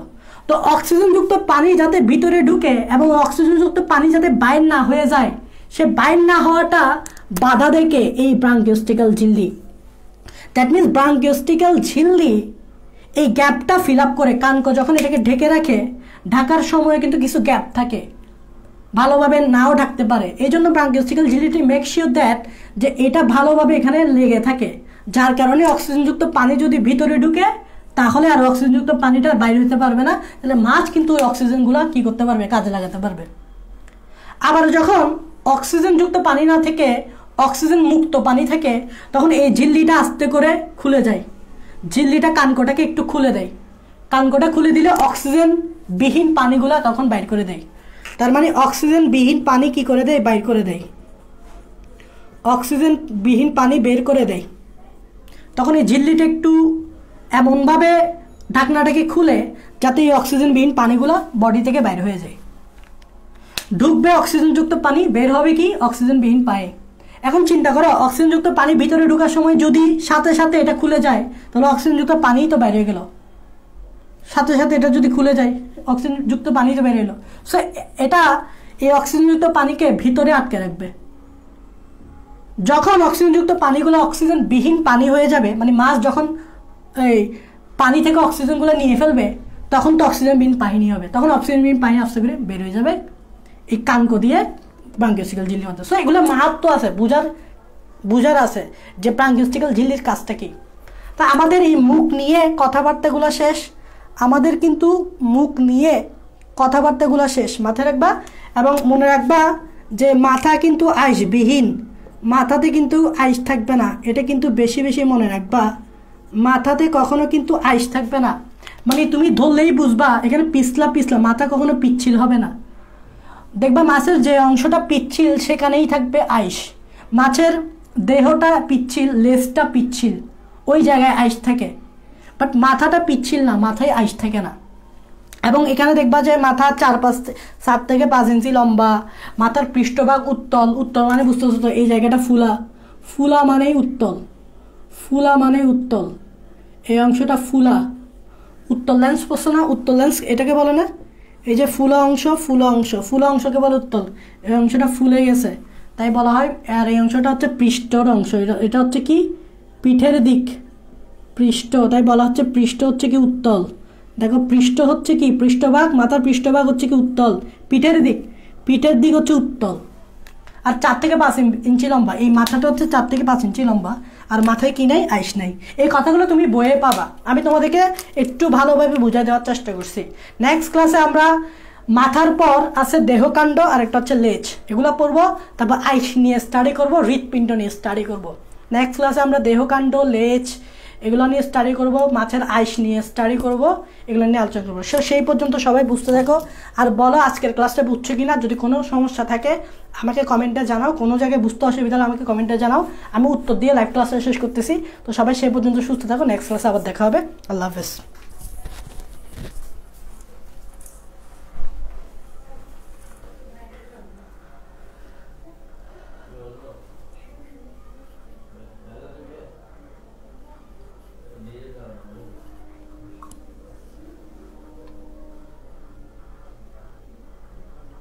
বুঝছি স্যার, আলহামদুলিল্লাহ।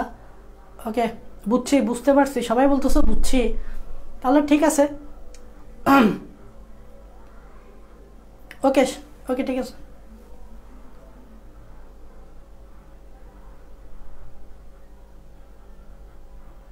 প্ল্যাংটন কাকে বলে? প্ল্যাংটন মানে হচ্ছে জীব। প্ল্যাংটন শব্দটার অর্থ হচ্ছে জীব। কার্প মানে কি? আমি কার্প এর আগেই বুঝাইছি, তুমি যদি ক্লাসে না থাকো হয়তো বুঝো নাই, ক্লাসটা করো আবার, তখন কার্প মানে বুঝে যাবো। প্ল্যাংটন মানে জীব, জু প্ল্যাংটন মানে প্রাণী জীব, ফাইটো প্ল্যাংটন মানে উদ্ভিদ জীব।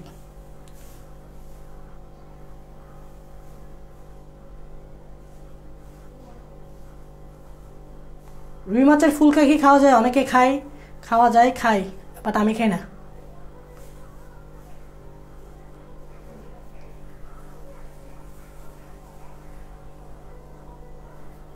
ওকে।